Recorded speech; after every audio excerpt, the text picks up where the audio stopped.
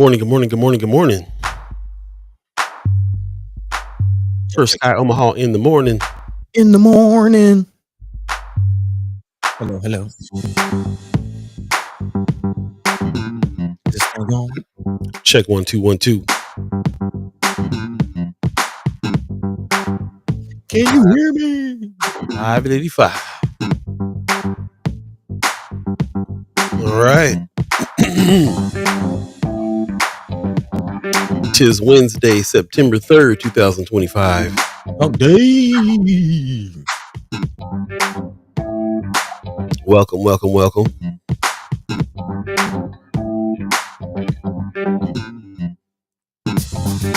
Hey, fresh edition is happening right now.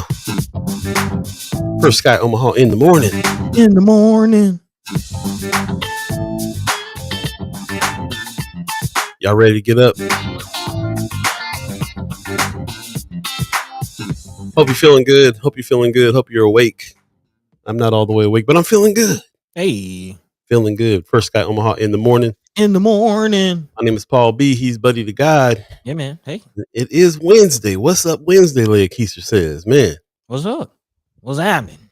Feel like we're moving right along through the month already. Oh, yeah. Oh, yeah. I mean, September. The 3rd. It's here. It is here. It is here. I'm good. And how are you doing out there? Let us know how you guys are feeling. Kimber Snipes gives us a good morning first. Came in early this morning. Appreciate you. Michelle Moreno says, good morning, everyone. Good morning to you. Peace. How you feeling this day? How you feeling on this day, buddy? Better than Monday, I'll tell you that much. I'm tired, boss. Tired on Monday. But yeah, got a couple more winks last night. So yeah, feeling good. Feeling great. How are you? Good. I'm feeling tired. I'm tired, boss. Tossed and turned.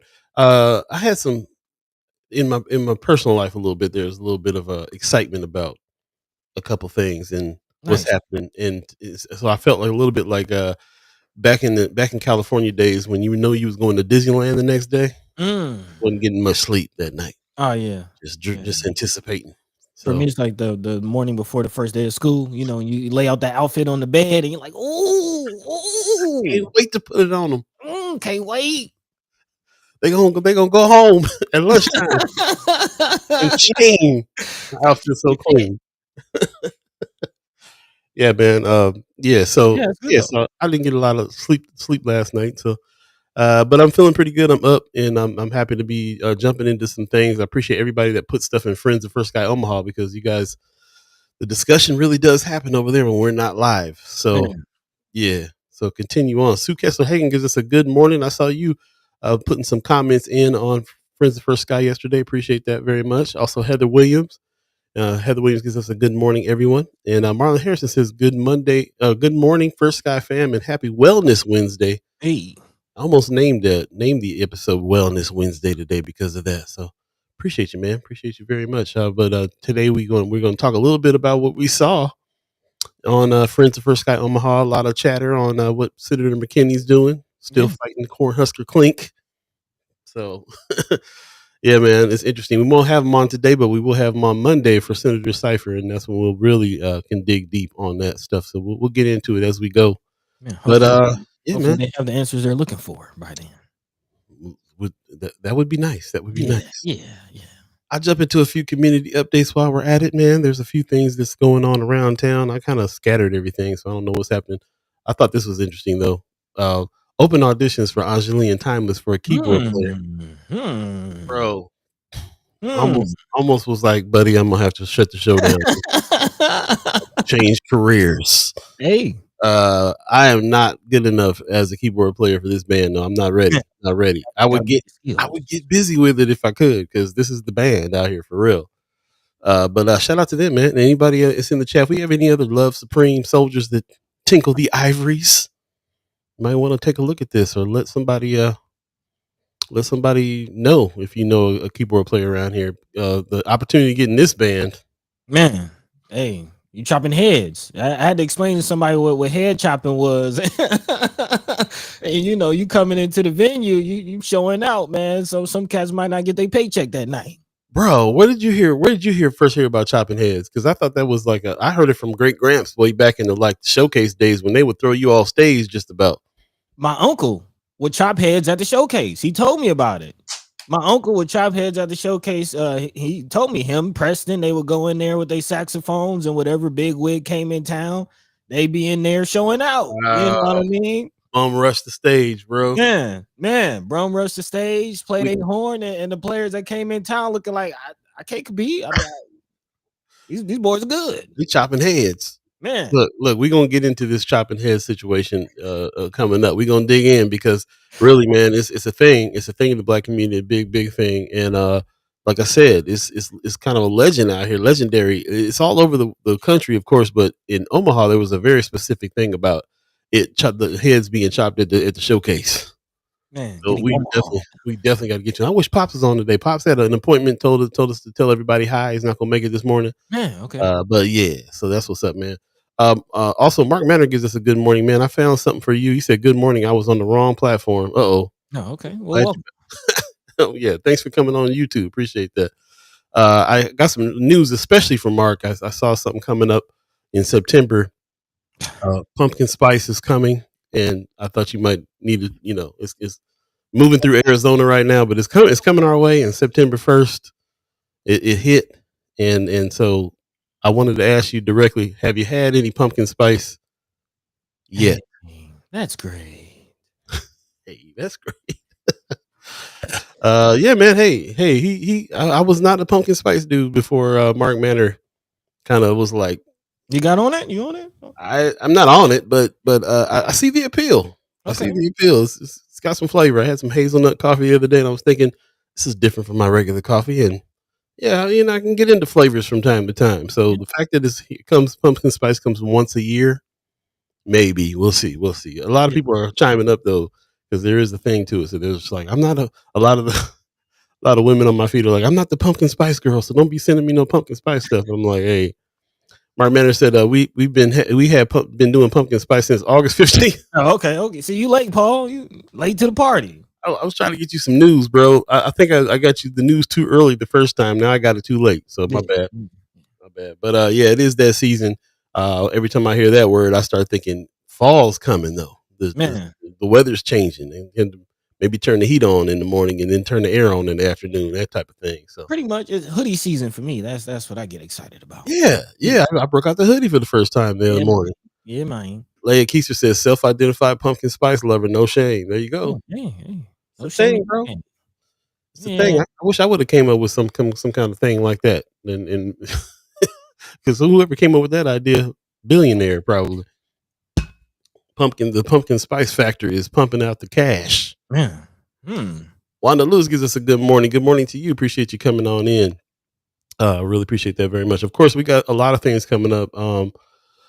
Let's see what I was looking at here. Oh, this is going to be something interesting that we need to take a look at. September 15th, proposals are due for North Omaha Trail Phase 1 and 2 public art placement and installation. So I don't know if you guys are connected. Anybody who's connected with the bike trail and has been doing any work about this North Omaha Trail, and has already been kind of involved with the art stuff.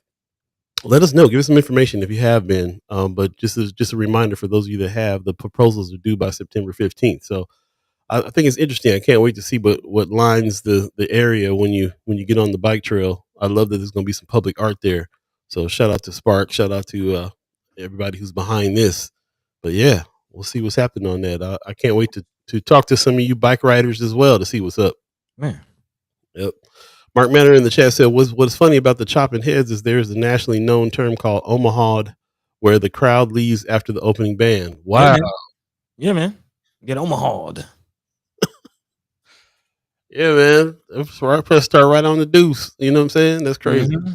That's crazy. Kimber says, are you cool with hazelnuts? Hazelnuts. I'm pronouncing that hazelnuts. Good morning. Yeah, man. I don't even know. I'm just kind of going through stuff. Project 504 is still in the situation. Yes, huh? So yes. We talked about this already. This is something that Avo Katie put through on Friends of First Sky Omaha. Of course, these are to protect stuff like text-to-speech software, service animals, ASL interpreters. People need help sometimes with some things, and federal government has been taking money away from stuff. So it's a civil rights law is what they're calling this. And if you want to get involved to try to fight, to continue to get funding, the go to common-coalition.org and check out what Project 504 is all about.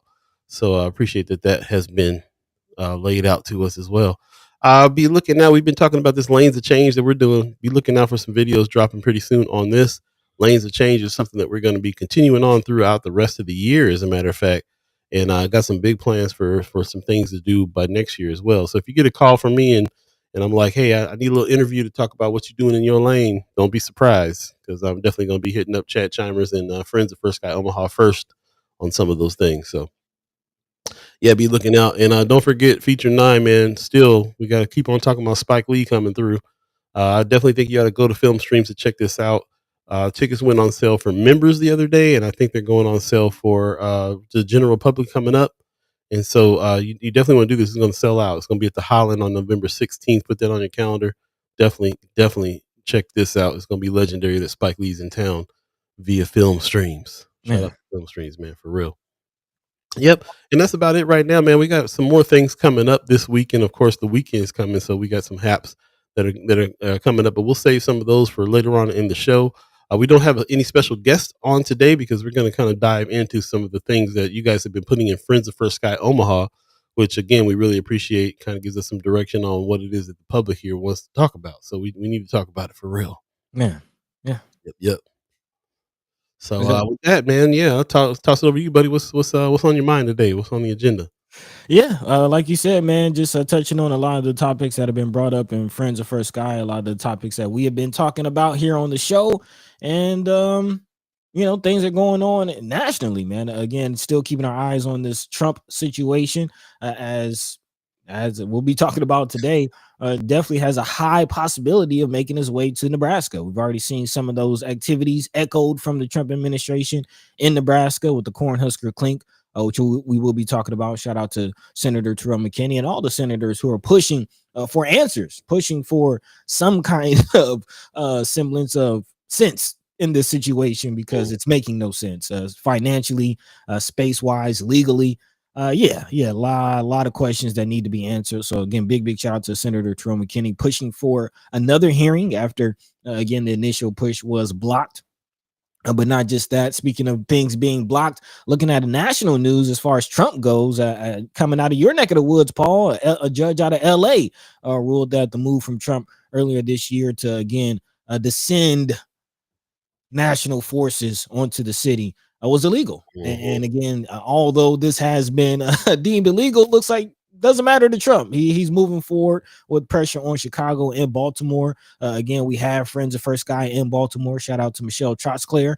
I need to reach out to her, see what the temperature is in that area. Again, this is a national issue that is affecting us all, not only Baltimore, but actually have a couple Omahans and even college classmates that live in Chicago as well. So, and actually, I know it's a pretty big Omaha Chicago connection. A lot of people have family members in Chicago, so you might want to check on your folks, man, because things could be ramping up. Again, Trump saying that he will be sending troops to Chicago, not saying when, but he's saying it's coming. It's coming. So yeah, definitely going to be diving into that situation. And of course, how all of that impacts and what that means for Nebraska. Again, we're hearing a lot of echo chamber talk, rhetoric coming from leadership in Nebraska, really on all levels, county, city, even state. Of course, Governor Pillen moving forward with the Cornhusker Clink, which is shout out to Paul Philman. He's putting out a call to action to apply some pressure, put a call out to the governor. He's even chilling out at his mansion.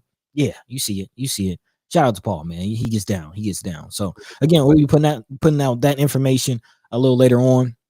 But also not just as far as the ICE rhetoric, but what we're hearing about homelessness and quote unquote crime. Again, trying to criminalize homelessness, trying to criminalize poverty, which is what we'll be talking about again, fresh off of Labor Day on Monday. Actually, Channel 7 released some data about Omaha and Nebraska's labor situation and what some jobs are paying and what some jobs aren't. Again, we know that the connection to homelessness and crime and everything we've been talking about, of course, is how much coin you're bringing home. What kind of loot are you really making? Can you survive off what you're being paid at your 2 and 3 jobs? So again, we'll be talking about all of that, actually have some solutions or some resources. I know Paul was trying to pull some homeless resources for the folks, but that was out of DC. Now we got some Nebraska information for everyone. But again, we're all connected. It's all connected, and any resources, any information that we can pass out to help anybody, we're here for it. We're here for it. Again, this is First Guy Omaha. We're live for the next hour and 45 minutes, if you will. Again, Paul B, Buddy the God, all of you in the chat. As always, let your mind be free, let your voice be heard. In the meantime, between time, about 15 minutes into this thing, what's the word? Yeah, man. Well, shout out to Mama God. Give us a good morning. Appreciate you. You Kimmer was talking about her fat thumb's gonna get her barred. Hazelnuts. I like the way you put it though. I'm gonna be alliterating that all day long now. It's just it makes sense that I like hazelnut if I like pumpkin spice. Like I said, I don't normally like a bunch of spices in my stuff, but sometimes I do. I think every once in a while is good. I wouldn't drink hazelnut coffee like every day, but it is what it is. But I appreciate you guys coming in. Let us know about whether or not you are a coffee drinker in the morning. I've actually put a couple of surveys together that I'm gonna drop pretty soon. One of which is about next season. Next season, we're gonna be talking about follow the money, Man. and it made me start thinking about what people are doing for money. What do you do for money? What do you are you in investing? Are you like me where you live in paycheck by paycheck pretty much?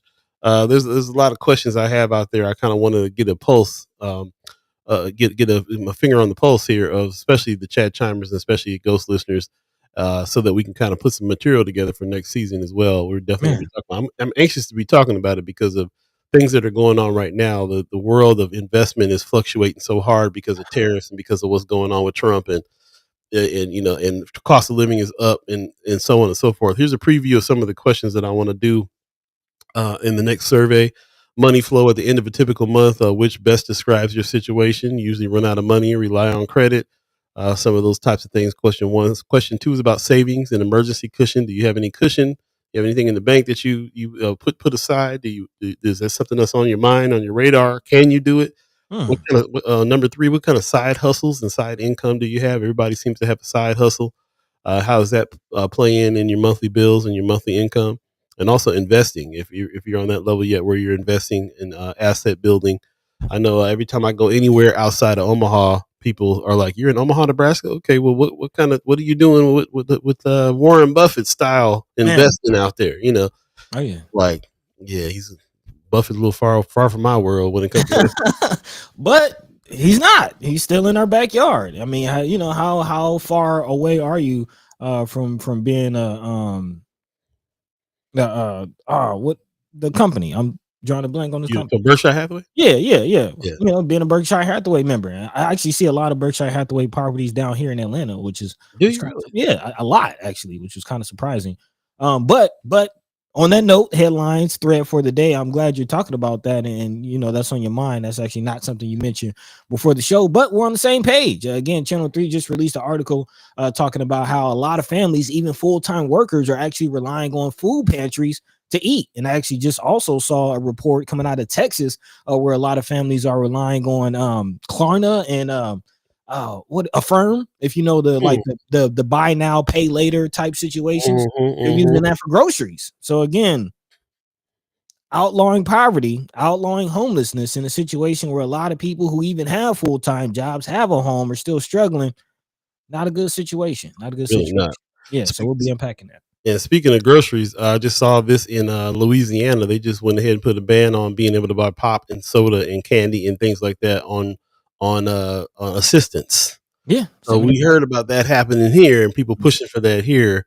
And it's interesting that down south over in Louisiana, that's what they've already done that. So it just reminds me that our leadership here is be on the same page. Sometimes they call us the Mississippi of the Midwest for a reason. Man. And so, I thought that was really interesting as well. That's probably, I think they've made changes here. The sin tax is what we were talking about it before too. So, even limiting what people can buy, and when they have assistance, just such just this parental kind of attitude here, like somebody needs to tell you how to live, what to spend, what to do. It's a trip, and the more we have to depend on things like food banks and stuff like that as just Mm. working class people, the worse it's going to get. So there was also another article. We didn't really dive into it too much, but there were some funds that went to a lot of the food banks. Kind of disappointed that Willie Hamilton and Black Men United didn't get Mm. any of that money. As big of a pantry as they have, Man. and I don't know if you got I don't know if you drive around here on a Saturday morning down by Ames, but the street be backed up. I've Man. never seen people get in line for something on a street that you ain't really supposed to pull over, and the whole community just knows, okay, well, it's time to go around. It's Saturday morning, they're gonna be backed up in the street. Just go ahead and go around. But as much work as they've been doing, they don't seem to get recognized enough. So I'm definitely gonna do that. I'd love to have Willie Hamilton on and talk about a few things. Man. So we're going to reach out to him to talk about a few things and get word from him. I want to hear from him, like how many working class people, how many families are showing up to these pantries and need that help. So we'll see that. Mama God said I saw a report on that too. I think it was about everyday items debt in Florida. I found it funny too. The Louisiana ban and candy and coke and pop and stuff like that. They said, but we added chicken. We added rotisserie chicken because we want everybody to be healthy. I was like, all right. Well, thank you. Yeah, yeah. Brilliant. Brilliant. Oh my goodness. Yeah, man. Let's take a quick break. Again, you're tuned in. It's 7:21 right now. If you believe in the concept of time, just for you to keep track. I know that you guys are in and out, going to work, driving to school, doing all the things, and listening when you can. But just want to try to keep you updated on the time frame so that you can make sure you get where you're going and all that good stuff. We'll take a quick break and come right back. You're listening to First Sky Omaha in the morning. In the morning. I'll be buddy to God. Hey. Be right back, yeah.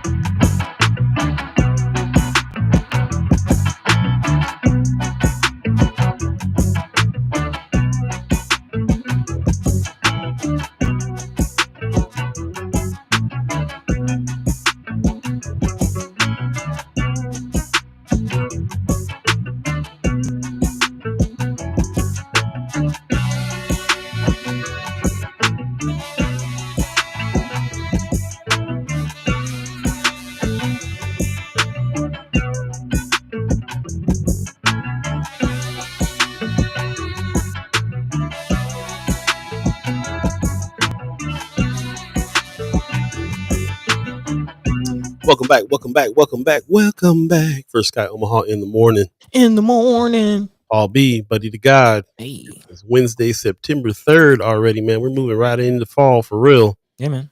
Before we know it, it's going to be out here snowing, and I'm going to be cussing at you every Monday, Wednesday, Friday. Brr. With the S word. It's not happening.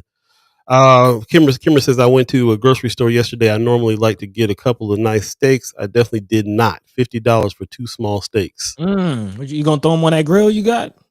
She on that grill. Man, yeah, the cost of food, man, is really kind of out of control. The cost of everything is out of control. And we didn't talk about this, but there's a big report out about how many Black women have lost their jobs during the Trump administration. It's significant amount, and so even though it's tough for everybody, but it's really tough for Black women right now, just because they were kind of bigger earners before this administration came up. Their numbers were really up as far as their earning potential, and now that's not the case. So we just think about like how many Black women are really holding it down for the whole clan, the whole tribe. You know what I'm saying? Yeah, I mean that's a whole nother conversation, but I do feel like that was intentional as far as dismantling of the Black family and removing the man from the house and his ability to provide, putting a lot of weight on women. And you kind of hear when we talked to Brother Kasim, he didn't really say it, but he mentioned a lot of people in his programs are single family households. I would go on a limb and say he's talking about single mother. Like most of the situations he's dealing with are single mothers having to, like you said, hold down the whole tribe. Man, and getting into the thread of the day. That's kind of we don't really talk about the finances, side of it, and we'll get into that, of course, next season and follow the money. But in this season, space is the place. It's all still the same as far as how Trump, affects the bottom line. I know we try not to talk about what's going on, or not necessarily try not to, but try not to focus too much, and let that dominate our minds. But as far as the theme of the season, space is the place. What's going on in our own backyards, definitely have to be aware of how these moves affect our bottom line, not just financially. I know you mentioned the tariffs earlier, speaking of food prices going up and down. um I've seen reports about what's going on with the farming situation in Nebraska and being affected by the tariffs. But again, this police situation is definitely something we have to continue to keep an eye on and stay on top of, because it is progressing, it is escalating, and it's all connected. Again, making it hard to buy food, so you can find yourself making decisions and again, criminalizing poverty, criminalizing homelessness is what we're seeing from the top down, and it's not really the direction to go. So let's go ahead and dive into it, if you will, Paul, Absolutely. because there are people fighting back on every level. Again, not just the likes of like Brother Willie Hamilton and our partners over at Heartland Family Services, who are trying to combat this food situation with pantry services and making sure people can put food on the table, but also the likes of our legislators who are working on the top level in their lane, if you will, lane of change, to make some things happen. So again, big shout out to Senator McKinney, who is again doing his job, putting down the work and trying to push back against this whole ICE situation. Of course, we spoke to both Senator McKinney and Spivey, Ashley Spivey, about what it is that they can possibly do in their lane to combat this situation. And looks like Senator McKinney is pulling out all the stops. Again, there was an initial push to call for a hearing, which was actually shut down. And now Senator McKinney is calling for another hearing in the Urban Affairs Committee to address what he's calling building code concerns with the McCook facility. He says the current facility has a design capacity and they're planning to put 300 individuals in there. It just does not make any sense, as I mentioned earlier. Again, the hearing, which is called under Legislative Resolution 148, is set for next Friday, the 12th at 9 a.m. Again, as the chair of the Urban Affairs Committee, McKinney said he has the purview over state building codes and that the legislature has oversight over correctional facilities. So again, being creative and finding every angle he can to step in front of this situation that again, thousands and thousands of Nebraskans have shown that they don't want. Right. They're out there saying they don't we don't want this. Man, that part. And not just the Nebraskans, but elected officials are also saying this is not the way to go. Actually, KETV reached out to Governor Pillen's office about the hearing. A spokeswoman said that Nebraskans expect much from their elected representatives and deserve more than politically motivated media sideshows, is what they're calling this, which is unfortunate. Actually, the spokeswoman, Laurel Strumple, went on to say Director Jeffrey said his team look forward to providing an in-depth briefing to the full Judiciary Committee, which does include Senator McKinney among its members, and which has principal subject matter jurisdiction over the Department of Correctional Services among the legislature's own rules. So again, there's definitely going to be a back and forth between the legislative branch and the administrative branch on this situation. But again, it is very, very important to keep an eye on where our leadership stands. Again, I actually saw a post from friends of, not sure who shared it, but it was a sentiment that I pretty much agree with. As far as I know, we talk about Trump a lot, but it's not just Trump. I think you kind of mentioned this before, Paul. It's the people who's voting for him. It's the people who are following these orders and directives. It's the Pillens of the world who will support this and given the opportunity will lean in and escalate it. So again, big shout out to Senator McKinney. What say you? Shout out to Sid Kelly, who put that in Friends of First Guy Omaha. She says it's time to start calling out his voters, not him. Trump voters just increased the deficit by $5 trillion. Trump voters just deported a kid with cancer. Trump voters just approved kicking 13 million people off health insurance. Trump voters are excited about selling off our public lands. They don't get to hide behind their votes. They knew what they were voting for, and they are responsible for their consequences. Actually, Jason Bateman said that. She was quoting Jason Bateman, an actor. Man. So yeah, shout out to her for putting that out there. It had me just kind of really thinking about that a lot. How much Trump is a figurehead. Yes, he has power to do stuff. Yes, right now Republicans have all of the branches of government kind of under one control. But it nothing would be able to happen if it wasn't for all these people that are behind this, that are backing all this, that wanted all this in the first place, that voted for this, and so on and so forth. So yeah, I definitely feel that in a big way. Also, just really kind of understanding what the what our politicians, one of the lanes of change is political power. Mhm. The fact that we have a Senator McKinney that's in officially inquiring and spending time with his position to figure out, like you said, everything that you can to figure out how to fight this. And he's taking examples from a lot of different people, all the way all around the country, actually, who's also trying to do that. Some judges that are fighting things when it comes to this administration. What happened in with the alligator Alcatraz that actually got shut down and people are getting taken out of.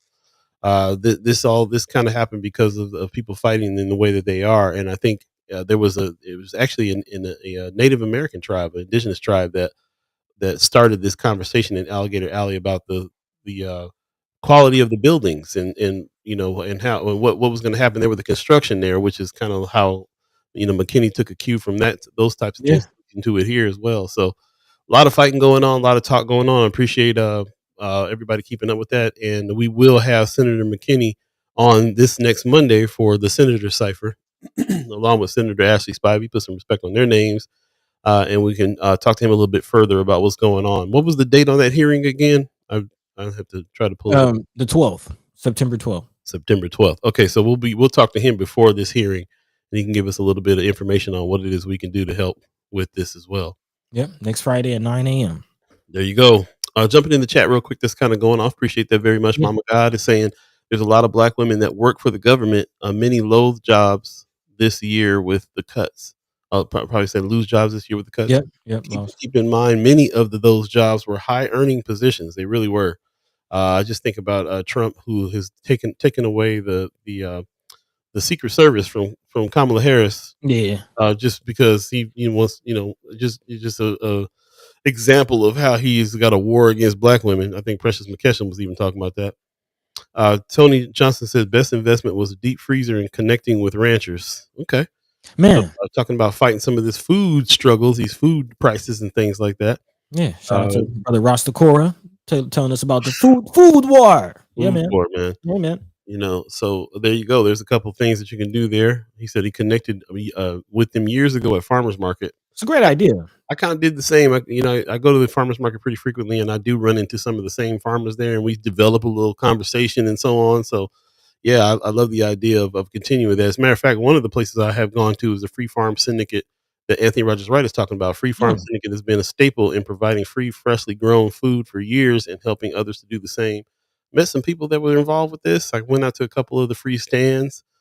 So yeah, there's some options out there, and we should definitely. We're always talking about how the price of food and what's going on, but we actually can come back with some solutions, some ideas, and talk more about the connection that we all have with it. We do live in an agricultural area, man. So there is more to talk about. I should be talking about that a little later on in the second hour. So. Dope. With that, Marianne Williams in the chat says, "Morning, good morning to you too as well." She said McKinney's been concerned about overcrowding his entire time in office. So this proposal is far more germane than some committee recommendations made each session. Mm-hmm. Feel that. Appreciate that. Anthony Rogers Price says, I don't agree with calling out Trump voters. They had no alternative as there is no legitimate opposition party. That idea that things would be that different under Harris is myopic. Yeah, I don't really agree with that statement. I don't think I do think they had a choice. Just the way that you taught me that we have a choice. We can vote for a third party. There's other things they couldn't have done besides vote for Trump. Whether or not they felt like they didn't have a choice is kind of on them. But I hear what you're saying though, for sure. We didn't really have any good choices all the way around, and had to figure out which way we were going to fight with all of it. But my point more so not so much about the voters, but just about the sentiment of white supremacy in this country, and how most of these white people out here that are about this white supremacy are about it, and they do everything they can to get with it. It wasn't just voting Trump in; it was also the reason why all branches of government is Republican controlled and everything else that's happening. So lots to it for sure. Wanda Lewis in the chat says, and now all the Republicans want to vacate their positions after initially backing it up. Been hearing a lot about some people coming out. I think somebody says, was it Joni Ernst? I just heard somebody in the news in Iowa that's deciding they're not going to run again. Bacon's not going to run again. I've been hearing that a little bit. Some people that are like, yeah, I'm out. So may have to dig into that a little bit. Or maybe they're in. There's been talk about the very last elections. Them not running again might be a sign of something else. There you go. Anthony Rogers Wright, excuse me, says that would be like blaming all Harris voters for complacency with genocide and war in Eastern Europe. Well, I've heard some blame. I've heard some blame on those choices for sure. So maybe it is. Senator McKinney is in the chat right now. As a matter of fact, we don't have to wait till Monday to hear from him. Appreciate you coming in, bro. He said they are doing a private briefing Thursday that's closed to the public. I won't be in attendance. I disagree with it, and I have a scheduling conflict. So here we go with that closed door stuff that they do a lot of. Is that the briefing that Jeffries is supposed to be doing with the Judiciary Committee? Is that? That's a good question. He says it was a NEPA and our indigenous comrades that killed Alligator Alley. Right. There you go. So talking about so that's what I was figuring. I was figuring that some research was done, and I appreciate you giving me some clarification on that about what killed Alligator Alcatraz. I think there's some research that everybody's doing on this to try to figure out how to keep it from coming here. Don't know how successful it will be, but I'm seeing our elected officials and people really chiming up and trying to do something about it. So I appreciate that. Jahi Shabazz in the chat. Good morning. Peace. He says Nebraska has a very small population. We don't have an immigrant problem. The new prison that they are trying to build will transition into a prison for Black youth and Black people. Man, X. I mean, actually, let's kind of dive into that. Let's dive into that situation. Just the rhetoric that we're hearing, and yeah, it's a very dangerous rhetoric as far as this whole tough on crime. I mean, that's and we know that's a buzzword. I mean, if you've seen 13th, even if you haven't, you know what that is. Again, Blackness has been criminalized. Yeah. And now we're to a point where, poverty is synonymous with Blackness, the hood, the ghetto. We all know the picture that's being painted in the narrative that's being written.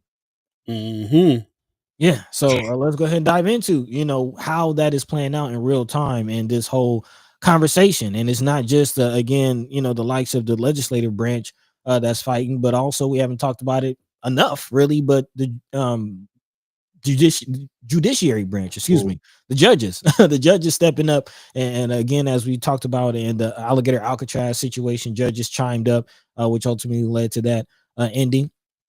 Brother Anthony Rogers Wright giving some more clarity on that situation, saying NEPA equals National Environmental Policy Act. We may not be able to use that in Nebraska, but there are some environmental lawyers looking into it. Again, the legal branch of the situation. We know administrative is doing what they're doing, following along against Trump. Legislative, as far as some senators chiming up, but a lot of power, a lot of possibilities with the the judiciary branch point in case, as we've seen in Paul's neck of the woods, LA. Again, a federal judge in LA has ruled that the late move from Trump to, again, send National Guards and U.S. Marines to quell immigration protests in L.A. Earlier this summer actually violated a federal law against military members conducting domestic law enforcement, which they exactly did, wholeheartedly acted as police in the situation. But again, we might not be able to use NEPA, Brother Anthony Rogers Wright, but what about Posse Comitatus of 1878, which again is an act built on the constitutional framers' wariness of a centralized military force conducting police work. Again, the whole idea is that what we're seeing from the National Guard, from Marines, from ATF, from FBI, from you name it, from everybody, is a violation. Man, it's a violation of, again, the Constitution and the Posse Comitatus Act of 1878. But despite that ruling on Tuesday from, again, district judges, Trump is pushing forward and saying he's going to do it again now in Chicago and Baltimore. This being reported by the Associated Press, basically calling Chicago the most dangerous city in the world. Wow. Yeah, I mean it's crazy.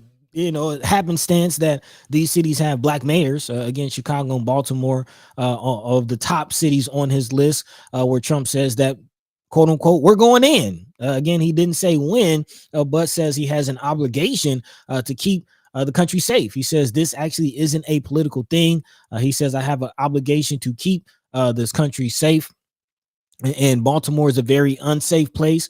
He also says that, again, Chicago is the most dangerous city in America, and he's prepared. Actually, he says he would love to send the troops into these areas. So again, this is the far reach of the rhetoric that we're talking about as far as this tough on crime. And again, the whole idea, the whole question that I'm continuing asking myself when I read this stuff is, where's the danger? Like where's the boogeyman? Is it really that bad? I mean, according to studies from a lot of the nonprofit groups here that are working with the police and stuff like that, crime is down. Things are working well enough for other cities to come in and copy, like for example, the 360 model that we have here. When we're hearing all the time about how things are better, but we're seeing more jails and stuff come up. Something ain't working out. Like brother Shabazz said, like brother Jahi said, like we don't even have an immigrant problem here. In order enough for there to be an ICE detention center like that, like or National Guard to be deployed here as well. Anthony Rogers Rice says posse comitatus doesn't apply to Cornhusker Clink because it's ICE, not National Guard. But we have been hearing. I mean, they've been talking about the National Guard coming here too. So I mean, yeah, not for that, not for the Clink, but for other reasons. Also, Tony Johnson in the chat is saying this is why our local black elected leaders need to be talking out loud about crime in North Omaha and failing school systems, so people have less of a means to justify putting our youth in jail. Again, like some of the people that we are calling leaders, some of the people that are calling themselves leaders are saying that there some differences are made and some things are happening, some ways that we are some numbers are better, less trouble, less murders, less killings, and so on and so forth. And that crime is down. Other cities have been saying the same thing too. Crime is down in Chicago. Crime is down in Baltimore.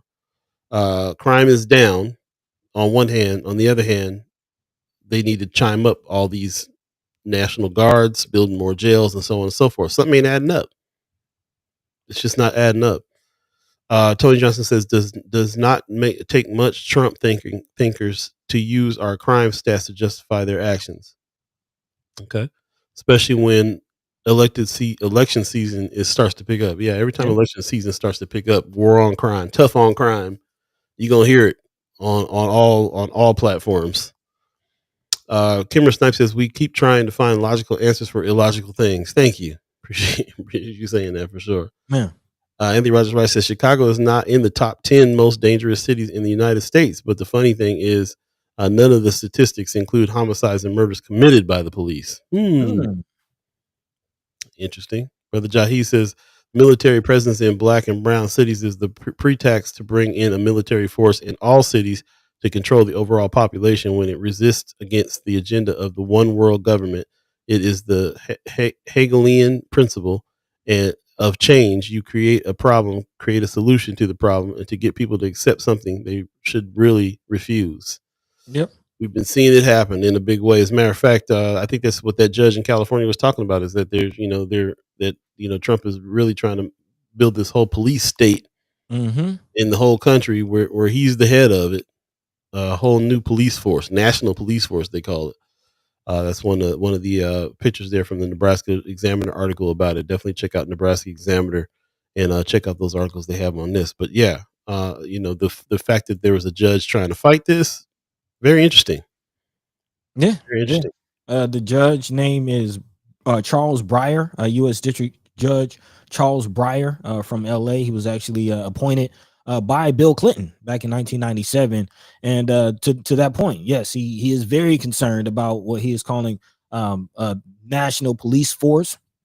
He says President Trump and Secretary Hegseth have stated their intentions to call National Guard troops into federal service in other cities across the country, thus creating a national police force with the president as its chief.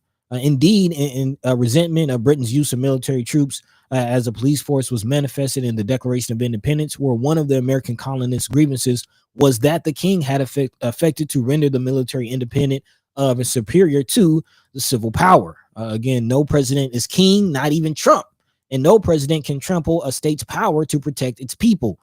This is actually from California Governor Gavin Newsom, who again spoke on Tuesday during the hearing or during the statement. He says Trump's attempt to use federal troops as his personal police force is illegal, authoritarian, and must be stopped in every courtroom across the country. But again, to the point made earlier by the actor, I forget his name, but it's not just Trump. Again, it's the likes of Pillin. It's the likes of plenty other Republican governors across this nation who are. It's not just Trump sending in troops. Again, we talked about several other states: Mississippi, South Carolina, South Dakota, which actually has some of the highest crime rates in the nation. These are the states that are sending in troops to try to stop this crime. So again, to Kimmer's point, I don't even think it's really about trying to make sense or make logic of the illogical. I think it's getting around the gaslighting and getting around the veil that's being placed and really looking at what's going on. It's illogical if you believe that what they're saying is what is really going on, but we all know it's gaslighting. So that's interesting that you say that, because that makes me think about when we have to pull back the gaslighting. Who we doing it for? Because we're not here. Us, me and you, are not actually getting gaslit. Like us in the chat chimers and people, we're not actually getting gaslit. We're not actually. We know this. We know what the game is. So so the next move after you figure out what the game is to do something about it. So what is the choice to do something about it have to do with us spending time and energy unveiling the gaslighting for who? For other people to be able to do something about it if we don't have the power to do something about it. And so we're talking about other people who have maybe bought into this in this country already and trying to help them to see something in order for them to do something to add to the numbers of people trying to do something to stop it. So it's just an interesting kind of diversion there when it comes to that, because I feel like sometimes it's a step that's skipped. We're not being gaslighted. We understand exactly what's going on. Next move is to do something about it. What are we doing? What is the question is, what is being done about these things that we are perceiving to be what they are, and is further discussion about it really just to try to sway other people who have bought into this, so that we can have the power and the numbers and the people or the whatever we need in order to make some kind of change. What is the change move? I'm just putting a rhetorical question out there on that, but no, I appreciate the question. It's a great question. This pushes the conversation forward and gets the mind going. And I don't think it really is about the people who are already bought in, because they're already bought in. You know what I mean? Like they're already bought into the machine. Really, it's the people who aren't paying attention. It's the people who know what's going on, who might just be silent. To really inspire them. Like, hey, it's not time to be silent. It's not time to sit back. This thing is going to get worse. I keep thinking of Mob Deep. It's a war outside that nobody's safe from, man. Like it's going down. And putting your head in the sand isn't like, again, this impacts everybody's bottom line, whether you're talking about the stock market, whether you're talking about the food market, the job market, housing, homelessness. Yeah, which we'll get into here in the second hour. But yeah, it's gonna make its way to your front door sooner or later, and don't be surprised. Before we go to break, I'm going to jump back in the chat a little bit. Marlon Harrison saying crime is down in a lot of major cities. Is it perfect? No, but crime is down. Mama Guy says the 50 shootings and 3 murders in Chicago before Labor Day did not help the rhetoric. So yeah, like what Marlon said, it's not perfect, but crime is down. and it's disproportionate to these kind of tactics that they're obviously political. They're trying to act like they're cleaning up these horrible cities when crime is down. And again, it's only cities that are pretty much have black mayors in their major cities. Heather Williams says they're not talking about going into the red states. Matter of fact, like Buddy is saying, they're sending out troops from the red states that have all these problems to these other places. So Marianne Williams says Chicago has less crime than several red state cities, and he's not invading them. I'm glad Chicago mayor and Illinois governor are fighting back. Mm-hmm. Most deaf. Sean McCarthy in chat. Good morning. Says sadly, no one will campaign on a smart on crime policy. Tough on crime is always the narrative for elections because that spurs more emotion than smart on crime. This country doesn't like somebody that's too smart. It seems like. Man. Also, Anthony Rogers Wright says the sad thing is, and it shows how sick and twisted this nation is, the Reconstruction era would not have been possible without a military presence in the South. Man, remember that. Remember that. Armed guards had to walk little girls to school in order to make some kind of change. And to that point, those little girls are still alive. Ain't lying. What, little Ruby? She's still alive and well. Only in her 50s or 60s. Yeah, it's crazy that she went through that. I mean, I'm 52, so I remember the going to school in the 70s and being witness to a whole lot of mess for sure. I mean, if you going to school, if you was going to school in 76, 77, then it had just happened like 10 years ago or something like that, that even be able to go to school with white kids and stuff like that. Yeah, I remember Mama Gawd telling me about being the first generation of students to get bussed out of the hood and to go to different schools. So when we're talking about, man, the history or the yesterday that, certain individuals are trying to make tomorrow, it's not that far. It's not that far. And that's really the feeling that I'm getting, and why I agree with the post earlier about it's not just Trump, but it's a sentiment. And quite honestly, I think Trump doesn't even care about this stuff as far as racism and all of the tropes and all the dog whistles he's blowing. It's only to get him in power. That's what he cares about, is power. He cares about power. Well, he knows that by playing a certain group of people, he can get himself in power. And the certain group of people, that's more what I'm talking about. Like, not so much voters, but just the sentiment in this country. He knows what dog whistles and things to do in order to get in power, because the majority of the folks out here want to keep the white supremacy rolling like the way they do. Tony Johnson said he talked with Democrat table at State Fair, and let's just say their response to questions about black issues was not encouraging. Love to hear a report on that, man. He says their solution was vote blue all day and North Omaha would be better. Okay. Yeah. If you're out and about like that, let us know. And we might need to connect a little bit and bring back a report on that for us to throw out as well. When you do stuff like that, go talk to people. Appreciate that. Marlon Harrison said, let's remember that we live in a 24-hour news cycle. And because of that, we think crime is up because we see news from New York, Chicago, Omaha, Dallas 24/7. Yeah, thank you for bringing that up. Media definitely has something to do with that narrative of trying to act like crime is up. But even with all that happening, we see other reports about crime not being up, and it doesn't even really feel like it is. It still feels very disproportionate that the National Guard is getting sent into cities, and ICE is running around everywhere, throwing. You know what I'm saying? So to me, the way that it's so far away from any logical way to do anything compared to what is actually going on out there, that it doesn't make any sense. It doesn't make any sense at all. Cannon Coltrane in the chat, good morning, says with all the weapons that mysteriously show up in Chicago, they might receive a Uno reverse card. Might be the first time you see folks click up. Interesting, man. Yeah, I've heard enough times from various sources about these mysterious crates and mysterious caches of weapons and drugs popping up in Chicago, to feel like there's some validity to some of that. If you haven't heard, there's again several instances of people walking in alleys in Chicago and finding a military crate full of guns just sitting there. Man, again, we don't have planes to bring poppy seeds to America. How are the drugs getting into the hood?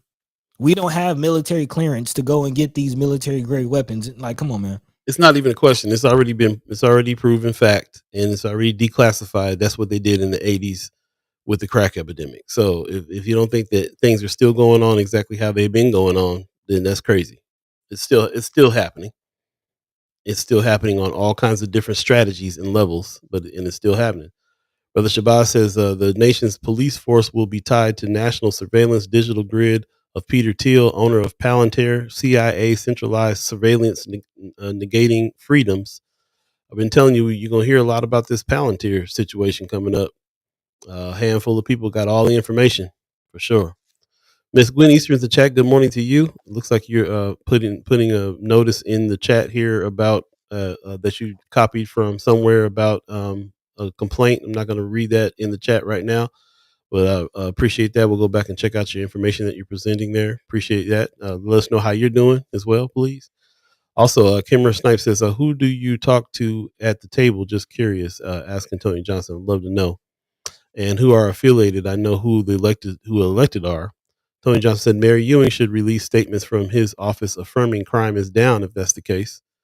I think he's definitely spoken about that. Of course, Mary Ewing was a heavy part of the 360 Mm-hmm. model and bringing that to other cities and so on and so forth. So he definitely is that's what it's been something that he's been saying, that crime is down and that these ways that we are doing things here in our city is effective. Marianne Williams says, I think increased number of murders in Chicago right before an invasion is suspect. Gotta read between the lines, the context. Kimmer Snipe says his communication person is Aaron Grace. I'm interested to see how comms go moving forward. Wasn't she with the World Herald? You're talking about Mary Ewing, Kimmer Snipes. I'm not sure who the person is. The communication person, Aaron Grace. I think that is Mary Ewing, right? Marion Williams says, once again, an American politician is relating crime with black and brown people. You'd think we'd be past that in 2015, 25. Tony Johnson says, affiliated those running subcommittees, caucuses, administrative positions in party.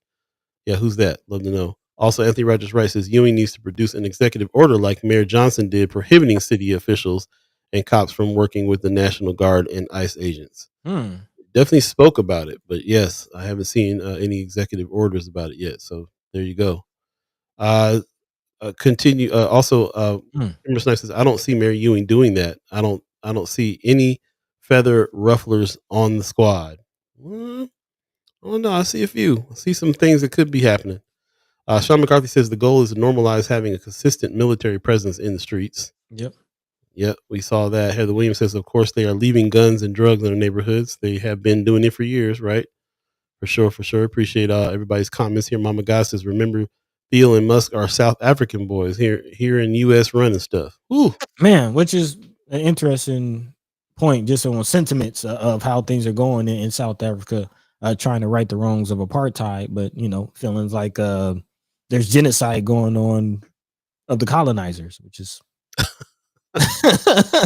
yeah, whole different conversation, but yeah, interesting point. We live in an era where white South Africans are acting like they're being eliminated. Yeah, which is interesting. Apartheid. Bonnie Castatino Welsh in the chat. Good morning. Says Aaron Grace worked for the World Herald a while ago. That's who Kimmer says is his communications person now. There. She says, yeah. So we might have different definitions of feather ruffling. Yeah, I'm sure. Maybe not though. I'm not sure. Like I said, we have had some conversations to talk to some people in the office, talk to Mary Ewing as well. As a matter of fact, get ready for some Mary Ewing interview material to drop with the lanes of change that we're working on right now. Go to YouTube and get ready for that. Like and subscribe over there. Hit the bell so you know when these are going to drop. They're dropping soon. But yeah, our conversation there was interesting, and more conversations we're having really around town and really talking to some folks about this. And of course, we had people from his cabinet in already to speak about some things that are going on. So we'll see how that works. We'll see how that works. We're coming up on the 8 o'clock hour here for the second hour coming up. We're gonna go ahead and take a quick break and jump out. Before we do that, I saw something pretty interesting coming up this African Diaspora Day that's happening Nice. Sunday, October 5th, which is in 2 days on Sunday. No, I'm sorry. Yeah. October No, I'm 5th. sorry, October 5th. There you go. Mark your calendar. Sunday, October 5th. At Assembly of the Saints. So we have to have Pastor Ballard on to talk about what he got coming up as far as the events are concerned in the fall. And this is one of the seems that I'm anxious to see what this is about. This is going to be cool. Yeah, if it's Assembly of the Saints, then it's going to be dope. So yeah, just thought that was interesting. But we'll talk a little bit more about some things that are coming up as well after we get back from the break. It's 8:00 right now. If you believe in the concept of time, and we want you to stay tuned and kind of get ready so we can continue this conversation. We definitely have some things to talk about. You're listening to First Sky Omaha in the morning. In the morning. Paul B, buddy to God. I'm glad you guys are bearing with me. I'm a little tired this morning, but I'm gonna wake up, put it on. We just got things to talk about. Stay tuned, y'all. Hustle till the break of dawn. Do whatever makes me strong. Worry about the right and wrong. Time to get my hustle on. Hustle till the break of dawn. Do whatever makes me strong. Worry about the right and wrong. Living in the HIC. Brothers all surrounding me.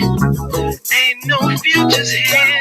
Just lives full of pain and fear. Time for a different stroke. I'm tired always being broke. Me and just about all my folks. Tired of being without hope. So it's time to get my hustle on. Hustle till the break of dawn. Welcome back. First Sky Omaha in the morning. Paul B, buddy to God. Yeah, man. This is season 3B. Space is the place. We're talking about spaces, places. We're talking about our place in it. What's going on in our minds? What's going on in our homes? What's going on in just occupying space here in this country? We're all over the place when it comes to this topic. Next season, we're going to be jumping into Follow the Money.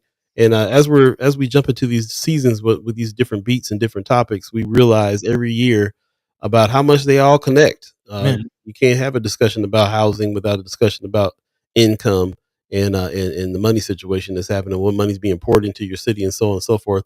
I'm going to put out a survey coming up here. Stay tuned for this. These are some of the sample questions that we're going to be talking about in order to get a grasp on what it is that we need to be following when we follow the money next season.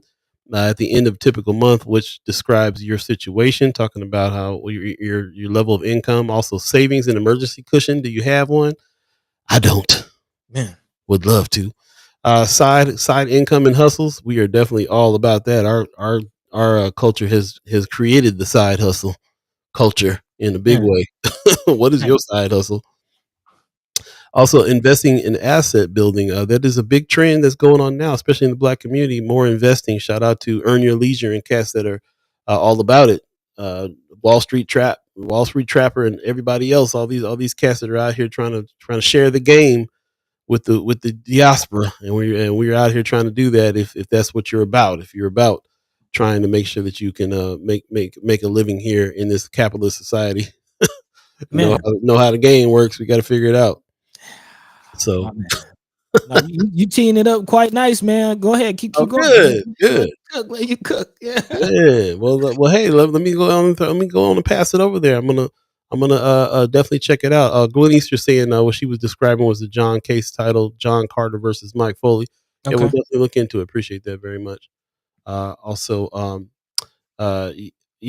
Before we get too far into it, I know that you guys are in the chat right now. We'll come back to it, but I definitely want to get back to you, buddy, on what was being teed up. I know you got it on your brain. Yeah, no, I'm gonna tie it all together, man. The chat, what you're talking about, it's all part of the conversation, man. Like you said, a lot of this stuff is connected. And again, in the chat before the break, chat chimers are kind of going back and forth to whether or not Mary Ewing would chime up about some stuff. Again, Tony Johnson says he think that Mary Ewing should chime up about, the crime, what's going on with the crime, saying Mary Ewing should release statements from his office affirming crime is down if that is the case.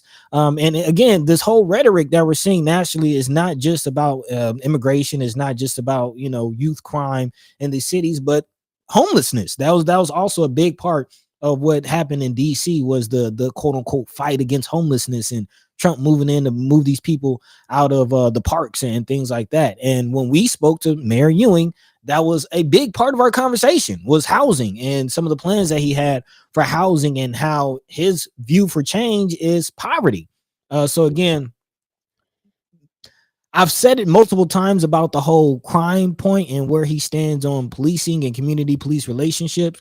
But as far as the finances and again, being, talk about following the money, talk about how people are making money. That is wholeheartedly where Mayor Ewing is, which is very interesting because while, I don't think that the whole trope about youth crime will be the pushing force to see kind of the Trump activities make their way into Omaha.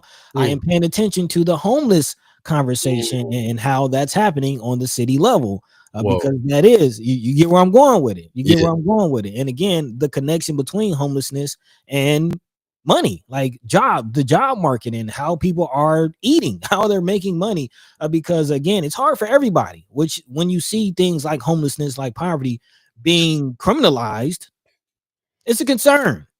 It's a real concern. I mean, the COVID-19 pandemic showed us how close a lot of people are. Again, it was like a $500 threshold between having to make decisions between paying bills and eating. A $500 emergency, that people are away from struggling and finding themselves on the street. So this is very interesting. Go ahead. And about that too, you hear those numbers and you think, well, I might be able to come up with $200, $300, $400, $500. But really what it's really telling you is that if you're $500 away from being on the street, it's not just because you don't have $500. It's because you don't have a network of help or other folks around you or any family members that can give you that. Or when you think about like how close people really are to the street is way, it's way past they're not making enough money for something. It's that they don't have a ecosystem at all for any kind of help from family all the way up to government, any help at all that they can get to. So any little bit of help, anything that's out there is just not enough because there's so many people in that situation as well. So when I think about that kind of stuff, I have to remind myself of that. Like if I'm $500 away from being homeless, I know I can call somebody and be like, "Yo, let me hold 500 because I might be out on the street." Because I got a little bit of an ecosystem with people that thankfully currently have some jobs right now and some ability to eat and everything else. But I mean, everybody all at once is a problem. To your point, we talk about a lot, about finding housing and how it's almost impossible to find reasonable, safe, affordable housing if you don't have a hookup. And to your point, Paul, without saying too much about your situation, every situation I've been in the past 20 years have been since I've been in Omaha for the past 15 years has been because of a hookup. It's the only reason why I got in on the spot. So because you knew somebody who had a situation and could hook you up. But to your point, like, for a lot of people don't have that. And, it reminds me of shout out to Amy, our partner over at Amy with the Heartland Family Services, who, or Heartland Ministry, excuse me. Who, talks about the cliff effect. And that's where the benevolent illusion of it all comes into play in this conversation, as far as there are resources, as you're saying, there's not a lot of government and there's a lot of nonprofit resources. There's a lot of resources, but people are making too much money to get the resources, but not enough money to do what they need to do. Point in case, this report from Channel 3, again, working class. This ain't just people without a job. This ain't just people working part-time. These are people with quote unquote full-time, good paying jobs who are struggling to put food on the table. Again, Channel 3, shout out to Melissa Wright, doing the good work as always, reporting that, again, more and more families are turning to pantries to eat. More neighbors are turning to food pantries, even those working full time. Again, Lisa Burdine stopped by Together Omaha, hoping to pick up fresh produce.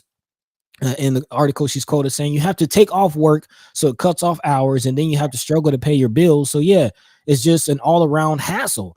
She explained that she's never had to rely on community food programs before, but that has changed. Saying a lot of stuff is higher now, so you got to budget and minimize. Inside the pantry, visitors sit in a waiting room, fill out paperwork, and wait for the number to be called. But the wait can stretch over an hour. Again, people having to take off work, struggle to pick up kids. Again, a lot of people have a lot of things to do, and this can be a big inconvenience, but something that they have to do to get food. Again, Together Omaha reports it's averaging about 203 visitors per day, up from 155 in 2023 and 170 in 2024. So again, over the last 3 years, as you've seen, those numbers have gone up every year.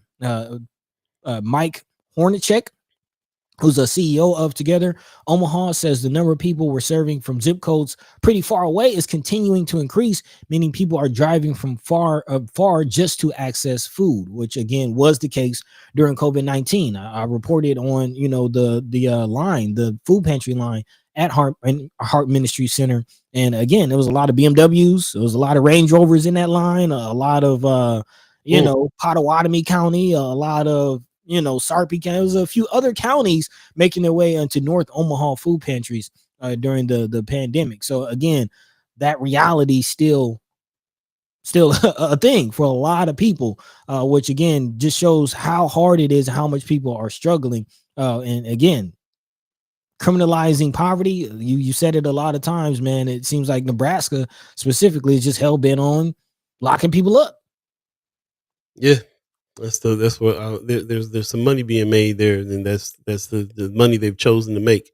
I always think about how you got to kind of decide how you want to make your money, and this state has decided a few different ways, especially when it comes. I mean, it really is interesting how it aligns with the current administration most of the time as well. So I like what Kimber is saying here too. She says I think OPS needs to adjust too. So I've talked with the district about it too many times. Yeah, there's a lot of adjustment needs to be made in how the money's spent. I think about that a lot too. Like I tend to peel away from that a lot.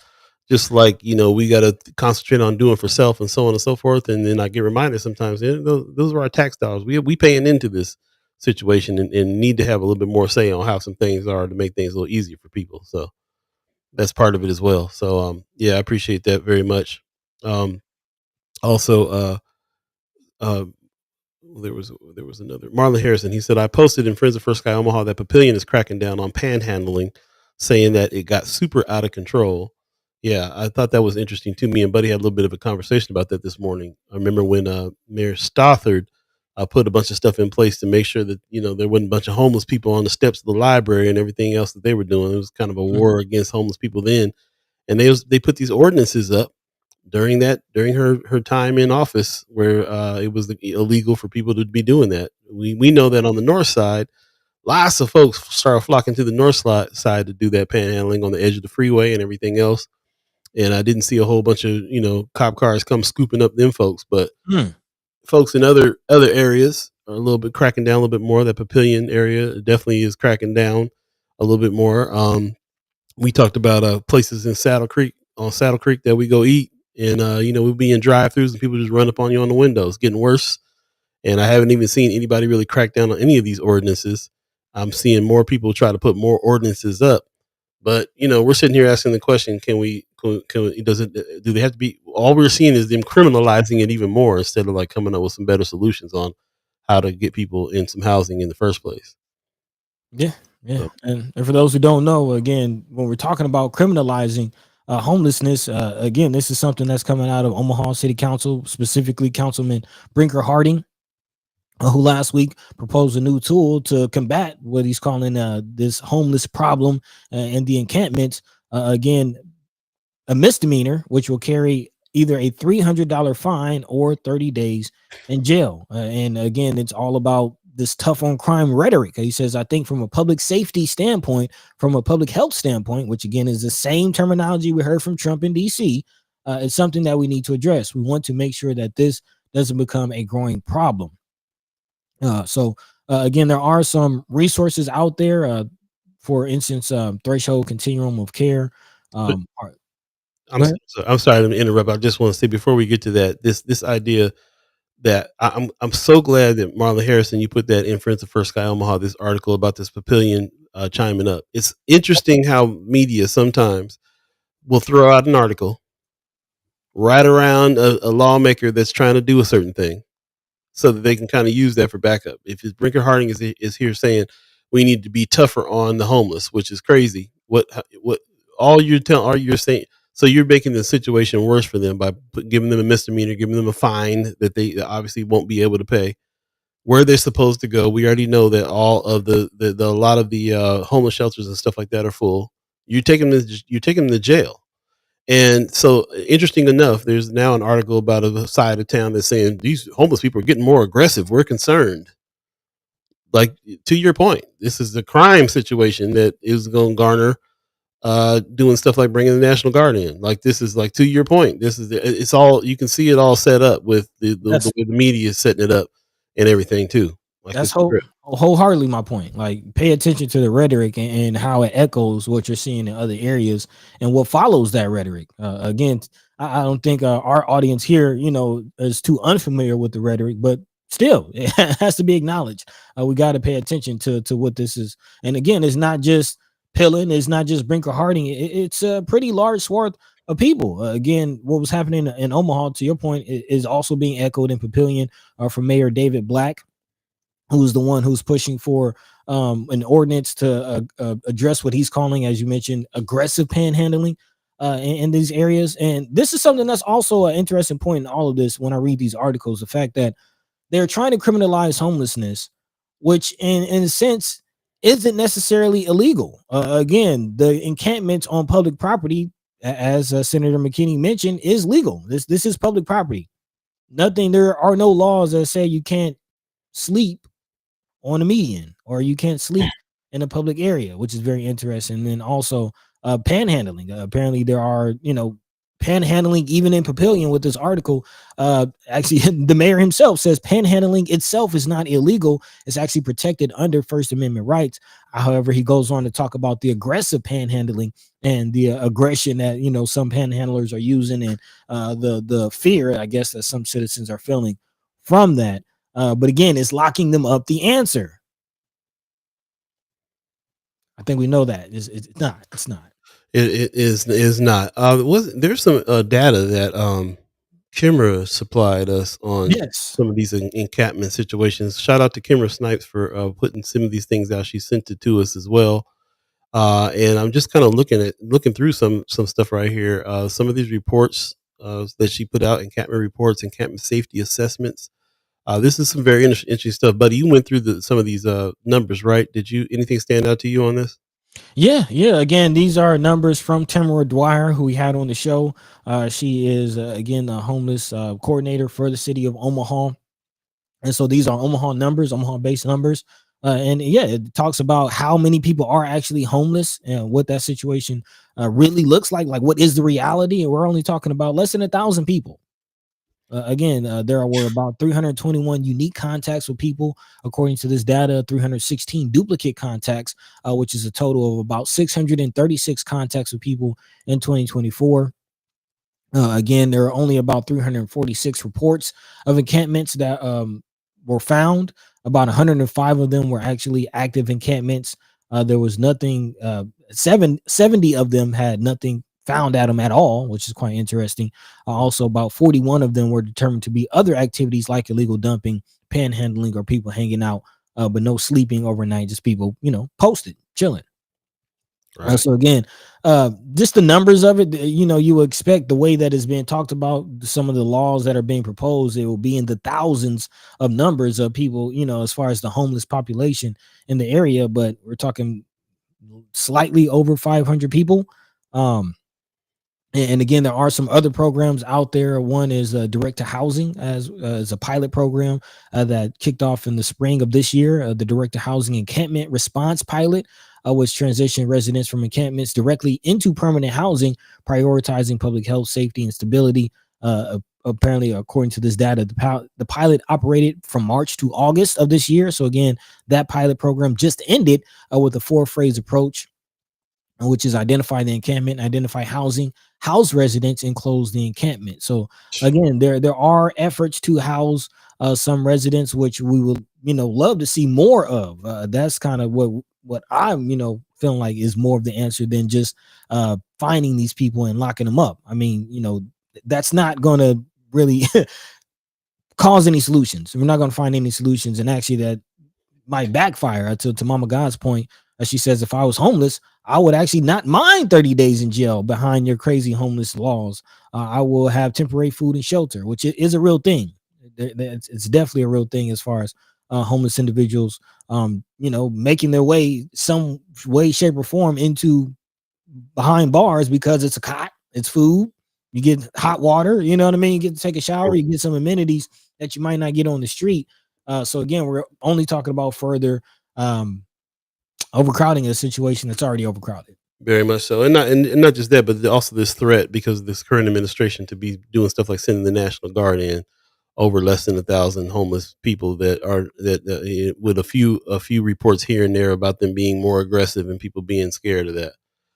So yeah, to your point, that's one thing that's really standing out to me is your point on this. That it's really not going to be about the problems that we're having with Black youth in Omaha. That any of this stuff is going to escalate. It'll escalate through stuff like this. I mean, the playbook's already there. They're doing it in other cities, criminalizing homelessness and bringing in the National Guard and all that kind of stuff, and that's happening.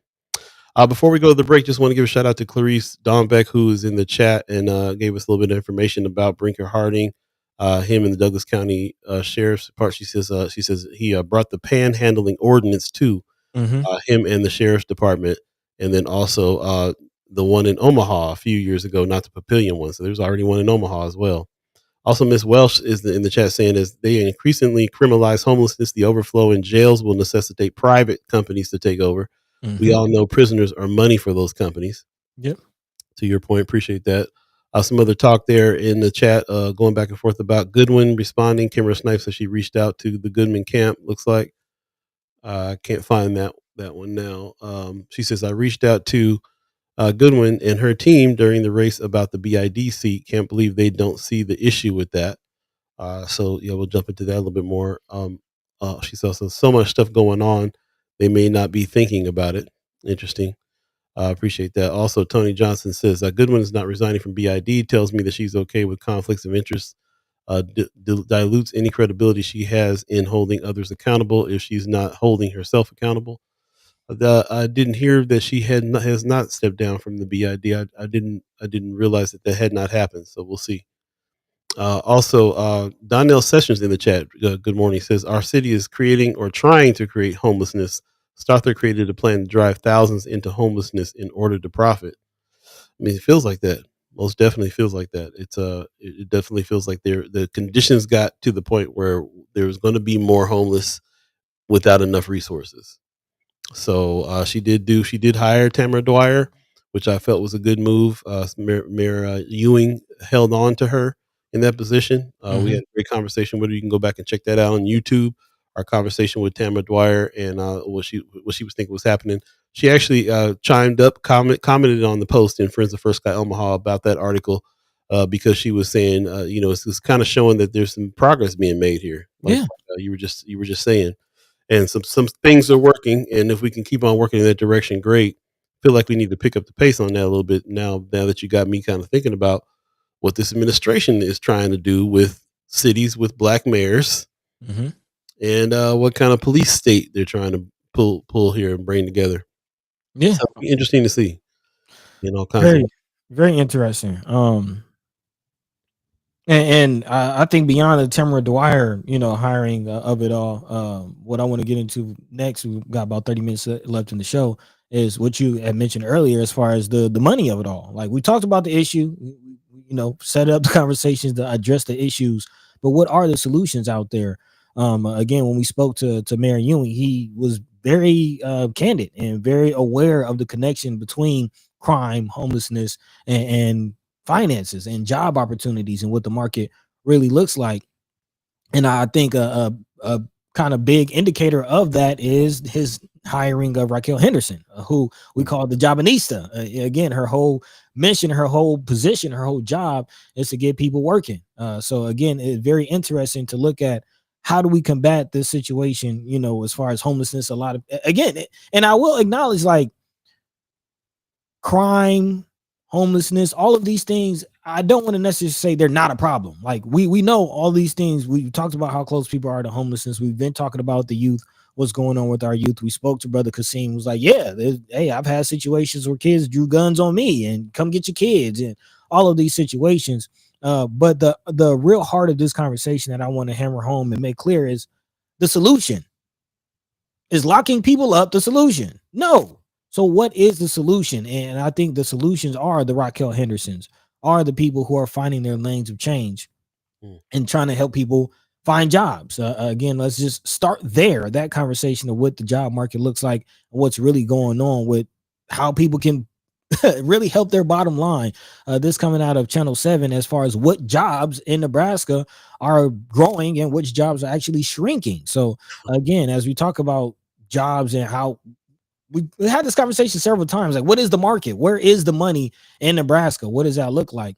And quite interestingly, the top 5 jobs are all medical jobs, which is par for the course as Nebraska being a medical town. Of course, UNMC, Creighton. I mean, it's heavy medical research town.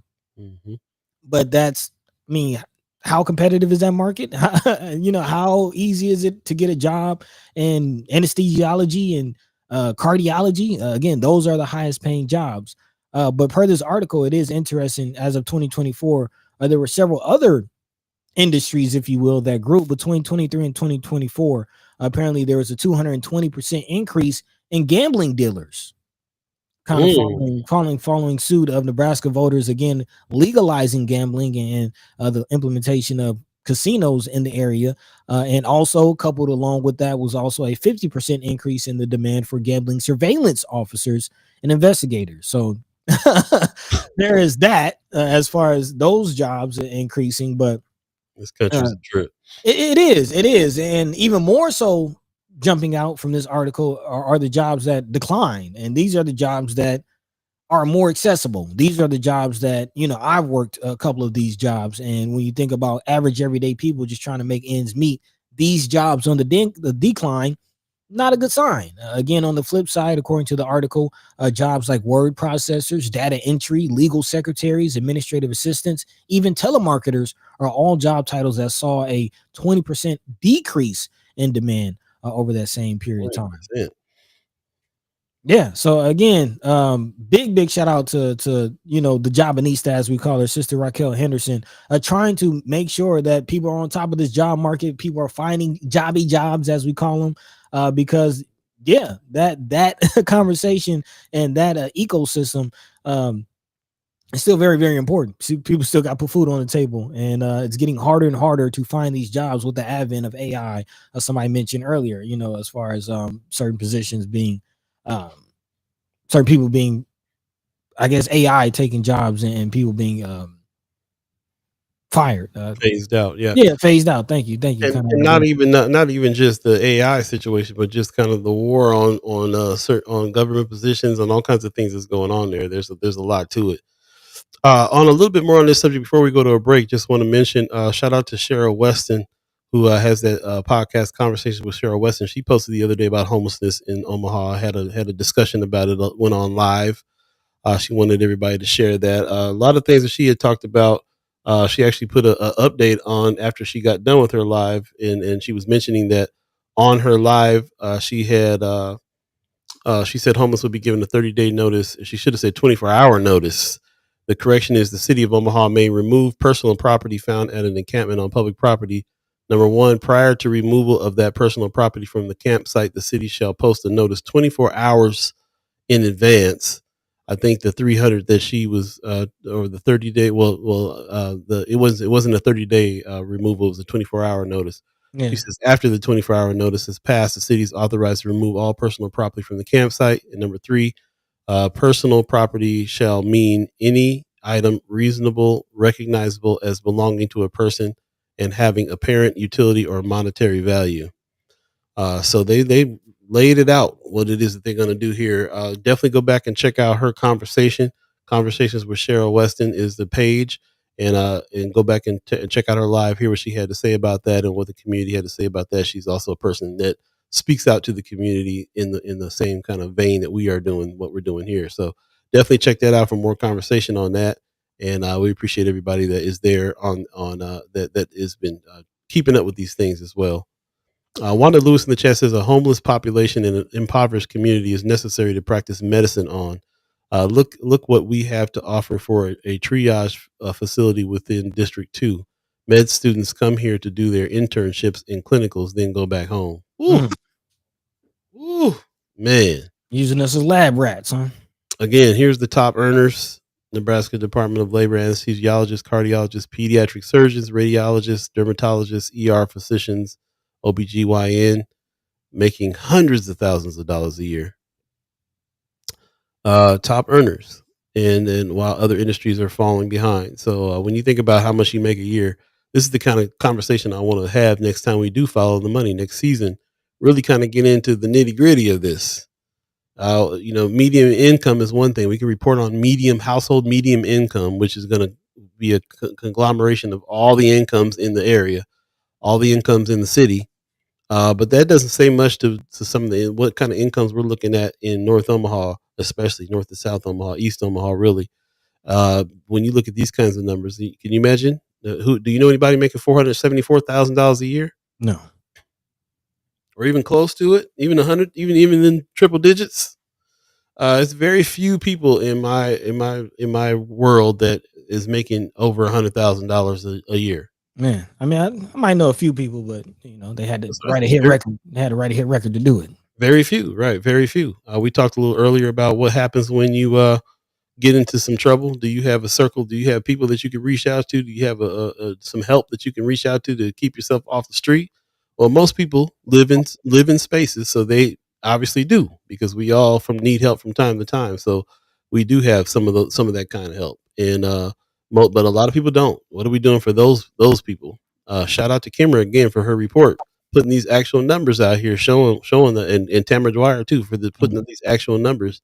What was interesting to me that stood out too is when you talked about 321 unique contracts with people, 27 basic needs provided, 17 referrals to mental health care and healthcare. So it's interesting that they're breaking these down and what people needed, which means they kind of reached out to these people to see what was going on, and I'm just happy that there's some progress made in that situation. But the fact that we have to give it this much discussion about it is proportionate to what the problem that it actually is, what the solution actually is for it. And the reason why we have all this fear behind it right now is because this administration could use it to come and turn us into a police state. And that's what's standing out to me. That part, and pushing back against that narrative, and writing a new narrative that's closer to reality. So yeah, speaking of that though, some of the solutions and the reality and the narrative, brother Tony Johnson, I appreciate your post.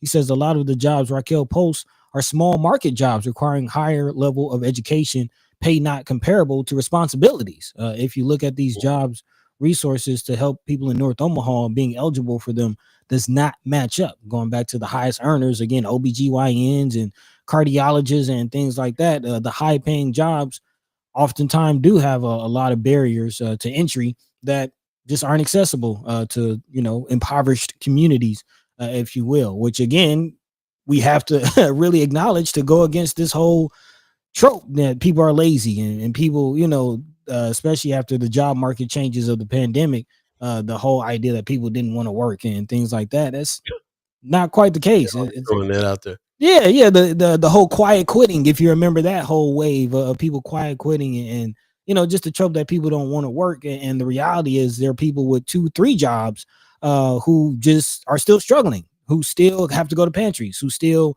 have to make a decision between paying their health insurance bill or paying rent.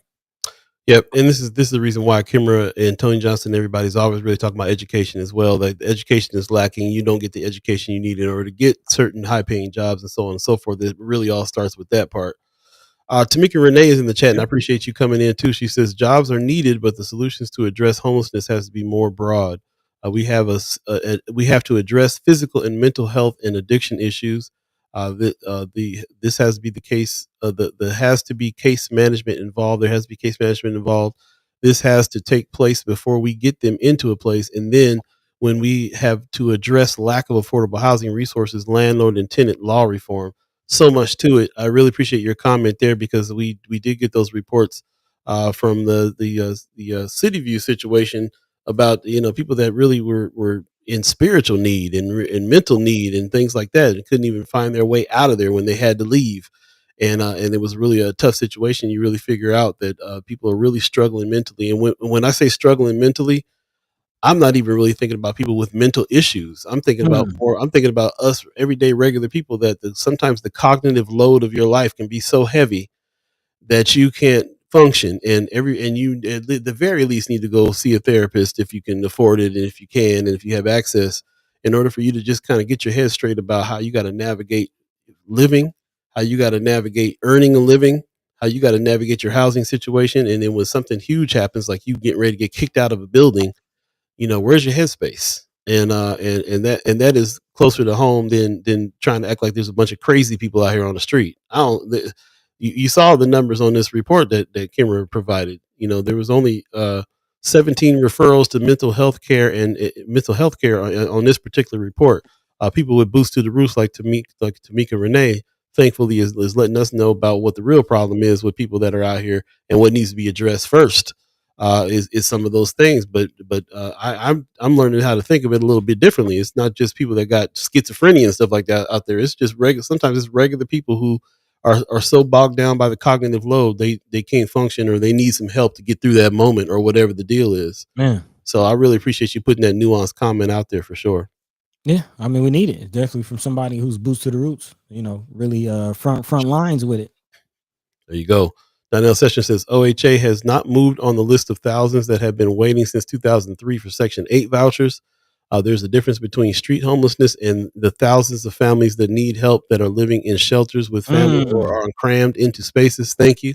Thank you for bringing that out as well. That's really what I'm talking about, because there's way more people that are living in shelters, living with family, crammed into spaces with other people, and melting down cognitively because of the stresses of life. Then there even is people out there on the street. And shout out to Tamara Dwyer who let us who hipped us to that as well. When we talk about homelessness, if you sleeping on somebody's couch, you homeless. What do you need to do in order to get to the next step? If you're sleeping on somebody's couch, you technically are in a situation that you need to be there temporarily. Thankfully, you have somebody. Get Mm-hmm. your situation together so you can get up and get out and do something else. But how many times have we all had to start over from scratch, bro? Man. From start over from couch. You know what I'm saying? Yes, especially given the job market. Like it definitely is a crazy situation. But I do want to get into some of those solutions, as far as some of the resources that are out there for people who might find themselves on the couch. Or again, for those who are working, who actually have a roof over their head. I do want to kind of get into a little abstract conversation about, some of the other ways to make money out there. Again, we were talking about, I was watching Kai Cenat, looking into streaming, and like there's a whole other ecosystem out there that isn't traditional. But again, something worth talking about, something worth looking into. What a time to be alive. Mm-hmm. We're gonna go to a break. Before we do that, brother Shabazz, we don't really allow this kind of talk on our channel, so I appreciate it if you left that kind of stuff off. If you got a problem with Miss Tamika, please talk to her off camera. But this is not where we want to start talking about each other this way. I'm not disputing whatever it is you're saying, but I just want to make it clear that that's not how we run things on the show here. So if you got a problem, then let's talk about it. Let's talk about it offline. Let's talk about it face to face. We trying to build some togetherness here. Whatever it is that you feel might be your opinion, or it might be something that is real, or something that needs to be discussed. But let's do that if you don't mind. Appreciate you. We're gonna go to a quick break, and we're gonna come back and finish out the rest of the show. It's 8:38 right now. If you believe in the concept of time, you're listening to First Sky Omaha in the morning. In the morning. All Beee, buddy to Gawd. We'll be right back, y'all. Stay tuned, and yeah, we will continue on with all of these things for real.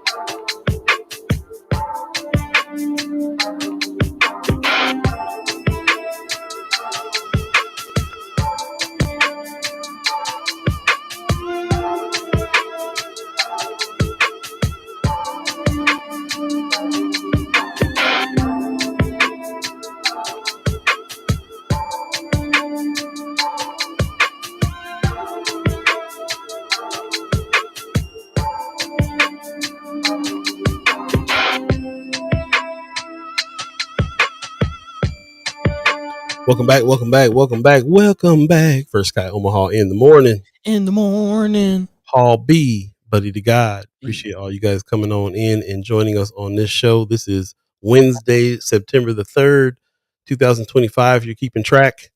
And if you're still with us, we appreciate it. Like and subscribe over there on YouTube, all that good stuff. Before we move on with this homeless conversation, just wanted to put some resources out there. Yep. We pulled this and wanted to put this on the screen. This is some phone numbers that you can maybe give. Maybe this is something that you can even print out and take with you so that you can hand it to some people that might need this. But these are some phone numbers here. We'll put it on Friends of First Sky Omaha as well. Some help there for homeless people. Sienna Francis House, shout out to what they do over there. Stephen Center, Salvation Army of Omaha, Catholic Charities, Heartland Family Services also provides homeless services. Community Alliance, Together Family Housing Advisory, Youth Emergency Solutions, an important one as well. And most of them have emergency shelters and street outreach as well.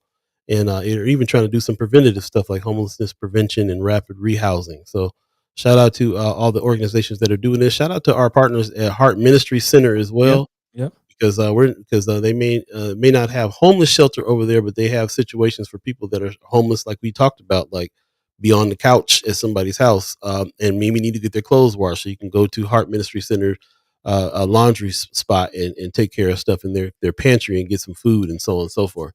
So there's a lot of other organizations out there for people that are kind of in that middle position, don't really have, maybe they're homeless in that sense of they're crashing on somebody's couch or they're crammed in with some other people and they're looking to try to figure their situation out even better, which I contest is a whole lot more people than the people that are even on the street. And so I just want to make sure that we keep broadening that viewpoint out, that conversation out about who might need help and resources.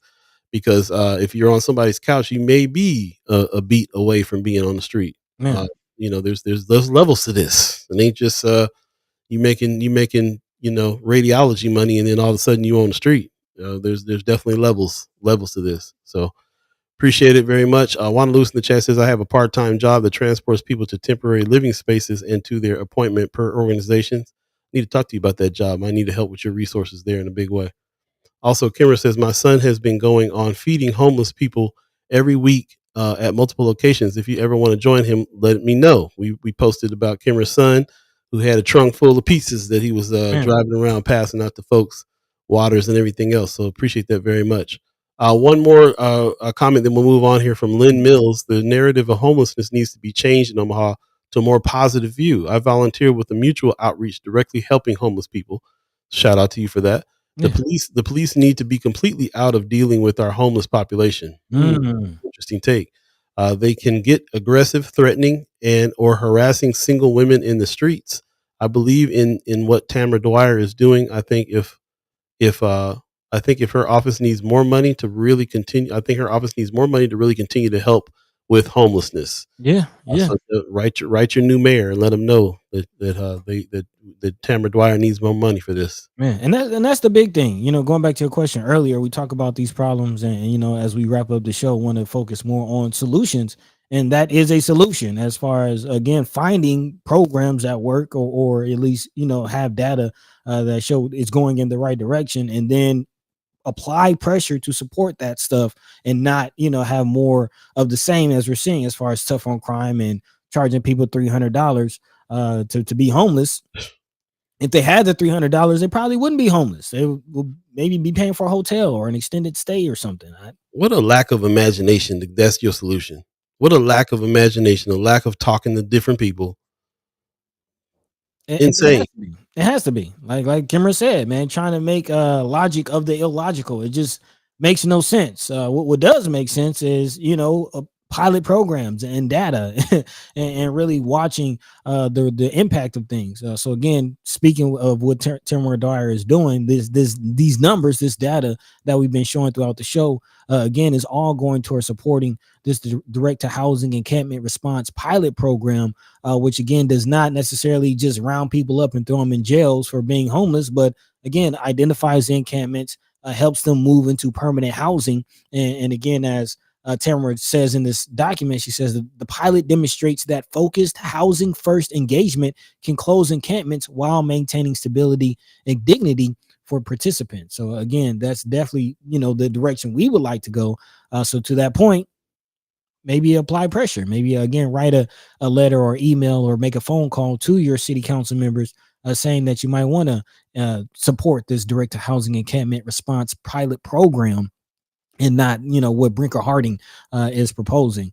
But it's not just that, and not just those programs. Again, there are nonprofits who are doing other good work, namely Heart Ministry Center. Thank you for shouting them out. Not just laundry services, but also they have a free clinic there. There's also a food pantry, as we talked about, and you don't necessarily have to be homeless to go to their food pantry. Anybody can go to the food pantry, and it is some pretty quality food, if I do say so myself. But also a big thing about that, as Sister Tamika mentioned, caseworkers. That is something that the Heart Ministry Center does, as far as helping people with casework and just helping people navigate systems that they otherwise would not know how to navigate, which is also a big barrier for a lot of people. Not necessarily just finding jobs, but being able to apply, fill out these forms, know which programs to apply for, know which programs apply to them. Like, again, it's a lot of red tape that people struggle with getting through. So again, appreciate you for sharing that list, and maybe we can drop a link in the chat for people who are interested. I don't have that link right now, but we will drop that on Friends of First Sky Omaha, or if you have it, all right, appreciate it. There you go. There you go. So again, it's about sending out resources and answers and finding solutions to the people. So big shout out to those who are doing it on every level, the grassroots level, like Kimra's son, the nonprofit level, or even the governmental level. So again, it's all about finding your lane and doing what it is that you can do. Again, so I appreciate those who are putting in the work. I appreciate the reminder, Anthony Rogers Wright, saying, hence why we need to shift from affordable housing, quote unquote, to social housing for poor folk and low to moderate income folk, and a rent freeze immediately. Brother from New York, so he's familiar with rent freezes and what they can do as well. This is something that we don't really talk about too much in Omaha, but I agree. We need that. So maybe some more information on that. That's definitely a solution. We appreciate you bringing that up. And let's do a little bit more research on what a rent freeze would mean here in Omaha, if we are so inclined to feel like that's one of the answers there. I appreciate that. Also, Kimra says she's talking about LB or LR 215. She says, speaking of data, it is an interim study I had submitted through Senator McKinney. Okay. LR 215. It looks like hearing will be in October. It's to study the feasibility of getting a neighborhood level data infrastructure. Nice. Yeah, she says the Urban Institute, I'm a whole geek, so that probably doesn't mean much to anyone to me, is following it. Nice. Okay. Urban Institute. I'm with you on that. Especially, when you think about the legacy of redlining and what, certain zip codes blight, the use of TIF. Neighborhood level data can definitely assist with really getting a grasp on what that picture looks like. So I'm nerding out with you. I appreciate that. That's what's up. Yeah, Urban Institute gets down. I'm nerding out with you on that too, for sure. So I'm glad that they're paying attention to that. I mean, why wouldn't they? I'm sure that you would put a comprehensive plan together. Love to see it as well. So send that to us if you would too. Definitely want to check out that study. Also, Anthony Rogers right in the chat said, the viewing can find innovative ways to raise funds for the streetcar through anonymous billionaire buying city bonds. The same can be done for social housing. It could be interesting. I think it'd be an interesting thing that he's kind of come up with. I've been mulling it over ever since we talked to him about it. He's got some good ideas. He got some ideas on where to find some funding for housing that he's still calling affordable. I actually asked him directly, what do you consider affordable housing? He gave me that same 30%, 30% of your income line, but still, like, it was really kind of interesting to hear what ideas he has to provide funding to be able to even do some of that type of stuff. Affordable is his definition. And he had mentioned actually using the streetcar to leverage funding for affordable housing, as far as building affordable housing around that area and expanding to North and South Omaha. And to your point about social housing, I did before we get out of here, there are some areas as far as the housing goes, again, not just the homeless resources, but housing. One, this is a kind of a transition between homelessness and housing, but the idea of a transitional house being or being put or implemented into that hotel. We kind of talked about this on Monday. If you remember, recently there was a report about a hotel, motel being used for labor and sex trafficking. It was under investigation for several years. The owners have since been convicted or at least arrested, and that facility has now been closed. And again, KMTV3 is reporting on an organization that is apparently trying to turn this hotel or motel into transitional housing. Lift Up Sarpy County is the organization. Tanya Gifford, who's the executive director of the organization, says if we had the option for transitional housing, it's not just providing them a safe shelter, but it also give them services they need right on site. Kind of going back to what Sister Tamika was talking about as far as the wraparound services, mental health, physical health, those types of things. So again, Lift Up Sarpy County is the organization. Last year, the organization spent about $40,000 on hotel bills for neighbors needing a temporary space. So they are putting in the work. So yeah, maybe reach out especially if you're in the Sarpy County, Bellevue area, maybe even reach out to Senator Roundtree, and he may be able to direct some resources towards that effort. But also in the Omaha area, there are some ordinances and things being passed. We talked about this in the past, but accessory dwelling units, ADUs. I know you talked about rampant use of that in the California area, kind of in-law suites, as they're called. These types of efforts are also popping up. We didn't really get into it in last week, but also reports about Metro and some of the tiny homes and the houses that are being built on Metro's Fort Omaha campus, making their way out to the community, and those kind of being more affordable options for housing. What say you? Have y'all looked into these things? What do we feel about this? Is this a solution? Yeah, man. I'm looking at what it costs to build something. I might have to be in my mom's backyard. Man, hey, oh my God. I was excited to hear that they've been doing ADUs way before California passed the law to do it. As a matter of fact, so yeah, whenever you go down, if you're down north, especially if you're going back in some of those back alleys and stuff like that, you'll see garages and other kinds of buildings and stuff in back of some of those old homes. And that's it could be little apartments, you know what I'm saying? So that has definitely been a solution. It's been a solution in California recently to be able to build those. And like I said, I know people that are doctors and lawyers and stuff that are living in some of these ADUs in back of their legacy, their family home, that their parents are still living in the front house. And they built kind of a small little 1-bedroom or 2-bedroom unit on the property in order to solve some of these problems. So it's something that can be done. It's something that a person who owns a property can have built and then charge some rent. There's a lot that can happen here with some of these things too. So the fact that these are part of the solutions, I wanted to look into it more because I don't know how effective they would be in some of the neighborhoods in North Omaha, as small as some of the properties are, or if people even own those properties and can afford to take out another loan in order to build something. That's a good point. There's a lot to it, but it is definitely one of the solutions, and I think that'd be interesting. Wanaloo said you can partner with MCC. I wonder if you're talking about that home building project they just had as well. So we'll see. Sue Kessler Hagen says something interesting. I consider affordable housing as 30% of minimum wage at 40 hours a week. There you go. Okay. That's closer to that. Can you imagine what the rent would be with as low as the minimum wage is? If the minimum wage was this low, then that might be a reason why they raised the minimum wage. They're like, well, if we're assessing affordable housing on 30% of that, then they need to make more money all of a sudden. So it might be interesting. Tony Johnson said, follow the money on all the money MCC and others got for North Omaha during COVID. What improved in the community from that? I mean, yeah, rough stuff in my head. There was a couple things I could think about that improved. There could definitely have been more improvement in big ways. But that is definitely something to look into. If you get any more information on that, let us know. Appreciate that. Yeah. Going back to the ADU situation really quickly, just putting out a price tag with that, because that is a reality of it. And again, according to this article, although of course construction costs have gone up across the board, generally a ADU or accessory dwelling unit in Omaha costs between $100,000 and $200,000 to build. So again, yeah, to your point, I thought it was way less than that.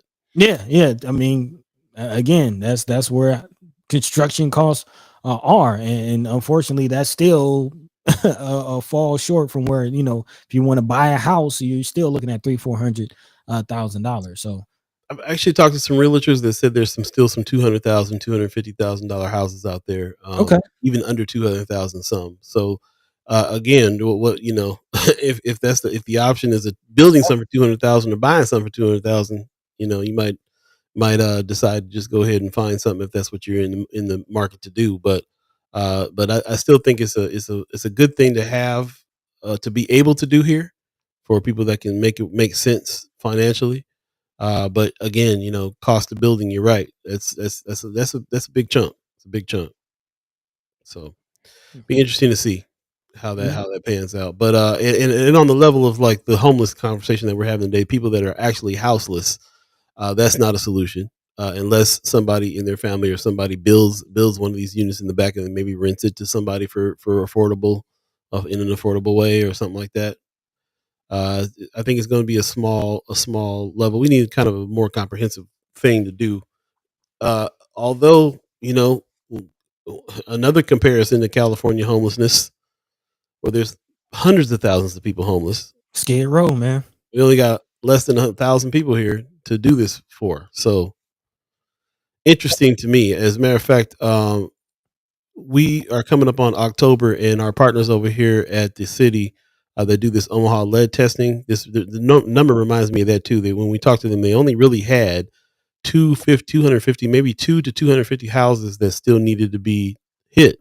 That people need to call and say, "Hey, I want my lead tested in my yard," and if there needs to be some remediation, they do that. It wasn't a whole lot of houses left. Like this cleanup has been ongoing, and they put a lot of effort into it, and there's really not a whole lot left. So they're still putting this message out to those people who will still need to reach out and say, "Hey, come test the soil and see what's going on." We'll be talking a lot more about this in October. There's a big push in October to keep lead away from kids and stuff like that. And so we'll talk more about it in October, but it just reminds me about like the scale of problems that we have here are doable. They are we can get people housed. We can get the lead out of our communities. Like, we're not talking about LA level scale, 10 million people in a city. This the all this fight and all this the stuff that's going on here that makes it so that people just don't get down and just solve the problem is so ridiculous to me sometimes. This whole idea that they need to be a parent to people, or they need to adjust something so we can go to jail instead of something else, or whatever the deal. Like, just pull the money and help, bro. What are you doing? This ain't even 1,000 people we're talking about. It's not even 1,000 people we're talking about. I don't get it. According to the number, 636 contacts made. And yeah. Tony Johnson got a good point too. Keep in mind, a lot of homeowners do not live in North Omaha. A lot of people who own homes in North Omaha are out of, some of them even out of state. Yeah, but I think with the ADU situation, if I'm a homeowner and I could afford it, I might consider that. I mean, it's more rental income. I would absolutely consider it. Yeah. I mean, if my house was paid and I can put a second mortgage on it to build something, I think it would be worth it in the end. Man. So we'll see. RG in the chat, good morning. He says, old money that still controls the city don't want to solve the problem, BZ. Hey, I mean, it's beyond that. It could be argued that they're making money from the problem. Wouldn't that be cold-blooded for such a minimal amount of problems compared to other cities? Kind of a trip. It's the game. 8:58 right now. We're coming up on the 9 o'clock hour, the end of the show. We really appreciate you guys sticking through this show and having this deep discussion on it. I appreciate everybody's comments. I'm sorry I didn't get to all of the comments. Man, you can always put your comments in Friends of First Sky Omaha as well, and present them to people with some facts and some this and some that, so we can kind of dig deep and look at the research. But I appreciate all of you that have come in with this research and these opinions, not just your opinions, but also some details about some of the things that we're talking about here. It really enhances the conversation, and it always continues over there on Friends of First Sky Omaha, the enhanced conversation. So please continue to do that. Also, like and subscribe over on YouTube. If you miss any parts of the show, you can go back and check it out, and tell a friend, share the link. Like and subscribe, do all those things. I forgot to ask you guys to share the show this morning on Facebook, but you can always share that even when we're not live. You can share the show on Facebook so people can come back and keep commenting on some of the things that are being talked about here. And with that, buddy, got some final words for the people? Yeah, man. I mostly want to want the audience to take home from this conversation is something that I always say, but again, it's true, man. We all we got, but that's enough. Everybody finding their lane and doing what they can within that lane, and then trying to coalesce and do it together. Can create a lot of change. Can create a lot of change. And I do want to give a shout out to Marlon Harrison and this African Diaspora Day, which I'm all about. I'm all about. Speaking of coming together, finding our lanes, and really making change. Again, we are stronger together, especially as Black people, so-called African peoples across the diaspora. And I do want to give a shout out to Marlon Harrison specifically, who apparently is a force, man. Again, Marlon, you're definitely creating a name for yourself.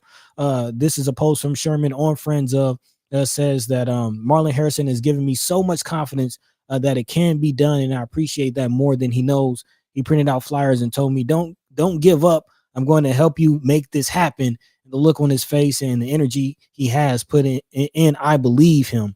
The idea is to come together and all of us to bring our cultural food so that we can try each other's stuff free. Our children can play. We can have time to talk about stereotypes and what separates us, and honor Janidi Ibrahim and Nayalib Kwani, who are, again, two young people in the community that we've recently lost. But again, bringing together the community, the African diaspora. I mean, this is really East Side pride when you talk about it. Again, the population in South Omaha and North Omaha coming together. Man, I believe it. I believe it, and I love it. So big shout out to Marlon putting in the work, brother Sherman putting in the work. Assembly of the Saints getting down as always. Yeah, check this out, yo. Come on, Marlon Harrison is a force. You putting the fire up under Sherman Wells? Man, come on now. Come on, bro. You're doing the thing. You're doing the thing. I appreciate it. I appreciate you. Appreciate all the stuff that you're doing, man. I can't wait to read your article, by the way, too. Shout out to Marlon Harrison, alumni from the Content Creators Camp as well. Man, it goes down. Also, one of our partners, the Dan Parsons, is doing some stuff over on his show. He got a live podcast coming up September 23rd. Senator Danielle Conrad. I've been wanting to speak with Senator Conrad, so she's going to be live. Also, Matt Wynn from Flatwater Free Press. So that's what's up, hosted by Joe Cruz. Also, Ryan Horn, not familiar with him, but shout out to Dan Parsons for doing this. He's the #1 political podcast out here, and he's doing the thing as well. He shares a lot of our content, and we're starting to share a few things of his as well. And yeah, man, but there's going to be limited seating, even though it's a free show. It's out in Lincoln. As a matter of fact, if you want to take the trip out there to see that. But hey, when I saw this, I was like, live in front of a studio audience podcast. I might like that idea myself. So shout out to Dan Parsons for trying to continue on with this. I definitely highly encourage you to check his show out if you're so inclined. They talk a little bit more about politics than we do over here. We talk a lot about politics, but that's not our bag. It's not where we're from. We're from the land of love supreme, and we want to talk a little bit more deeply about some of the nuances and things that have to do with bringing especially the Black community together in a way that we can do some self-sustained work and make some change, and make sure that people are informed about some of the things that are going on with them as well. We talked earlier about our partners over there at Heart Ministry Center. They got lawyers in the city. On the 12th is the next time this is coming up. Free legal clinic on the second Friday of most months. Confidential and free limited scope advice and a volunteer attorney for low-income Nebraskans. Civil legal questions only, including divorce, custody, wills, civil lawsuits, bankruptcy, stuff like that. It's going to be at Heart Ministry Centers on the second floor in the classroom, 2221 Wirt Street in Omaha, from 10 to noon. And the next one is on September the 12th. So if you have any kind of legal questions, go there as well. I don't have that flyer from Brother Jamal on his legal clinic. But definitely look for that on Friends of First Sky Omaha as well. We already showed the flyer on the break about the 48-hour film challenge coming up on September 5th to 7th. If you have any aspirations to do any kind of little short film, I highly suggest you check this out. It's more accessible than ever. Go to omahafilmfestival.org and participate in this. You don't got no excuse. The cameras on your phone now are good enough to shoot a whole film. Man. So you got something you want to do? Could be a documentary film, could be something a point that you're trying to make. You got a lot of options there, but they are going to give you a few challenges. where you have to incorporate a couple little rules. So it's a nice, fun challenge as well. Screening will be September 18th at 6:30. So definitely check out OmahaFilmFestival.org if you're so inclined there. And yeah, we really appreciate that. Appreciate you being a part of all that thing. Shout out to White Paul out there doing the good work. Paul Philman out there in front of the governor's mansion. Governor Pillen, please follow your Christian faith and say no to opening a federal detainment camp in Nebraska. He put some more information out as well. He put the office where you can contact Governor Pillen and say that to him too. His phone number 402-471-2244. Let him know that even if you can't make it and stand out there with Paul, that you're with Paul. That's what's going on. Also, he put a couple more photos out there for some other people that are against this as well. Catholic Diocese of Lincoln comments on the ICE detention center. The facility in McCook should not be used to detain migrants without documentation who are in the United States simply seeking a better life, but instead those who have committed crimes that endanger public safety. To do otherwise would undermine the facility's moral legitimacy and erode public trust. Man, come on, Bishop James Conley. Interesting. Shout out to Paul Philman for being one of those soldiers out there as well. I saw some other people out there with him too, so he's getting a little bit of a crowd. He's still doing it. I think I got rid of the schedule, but he's going to be out there all week. So definitely hit up Paul Philman on Facebook and get some more information there if you would. Yeah, and call Pillin, tell him he illin'. You tripping?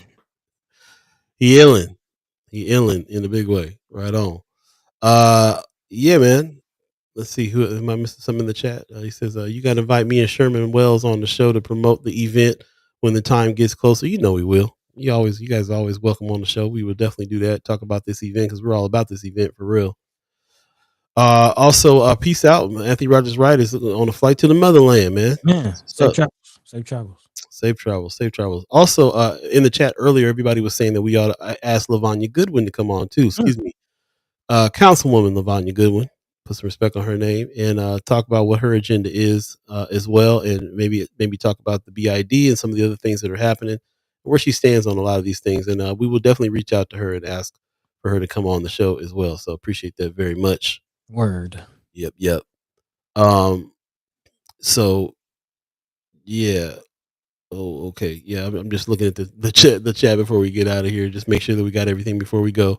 Go ahead. Yeah, just want to acknowledge RG reminding us what's going down at NOAA. He says free community cancer screening.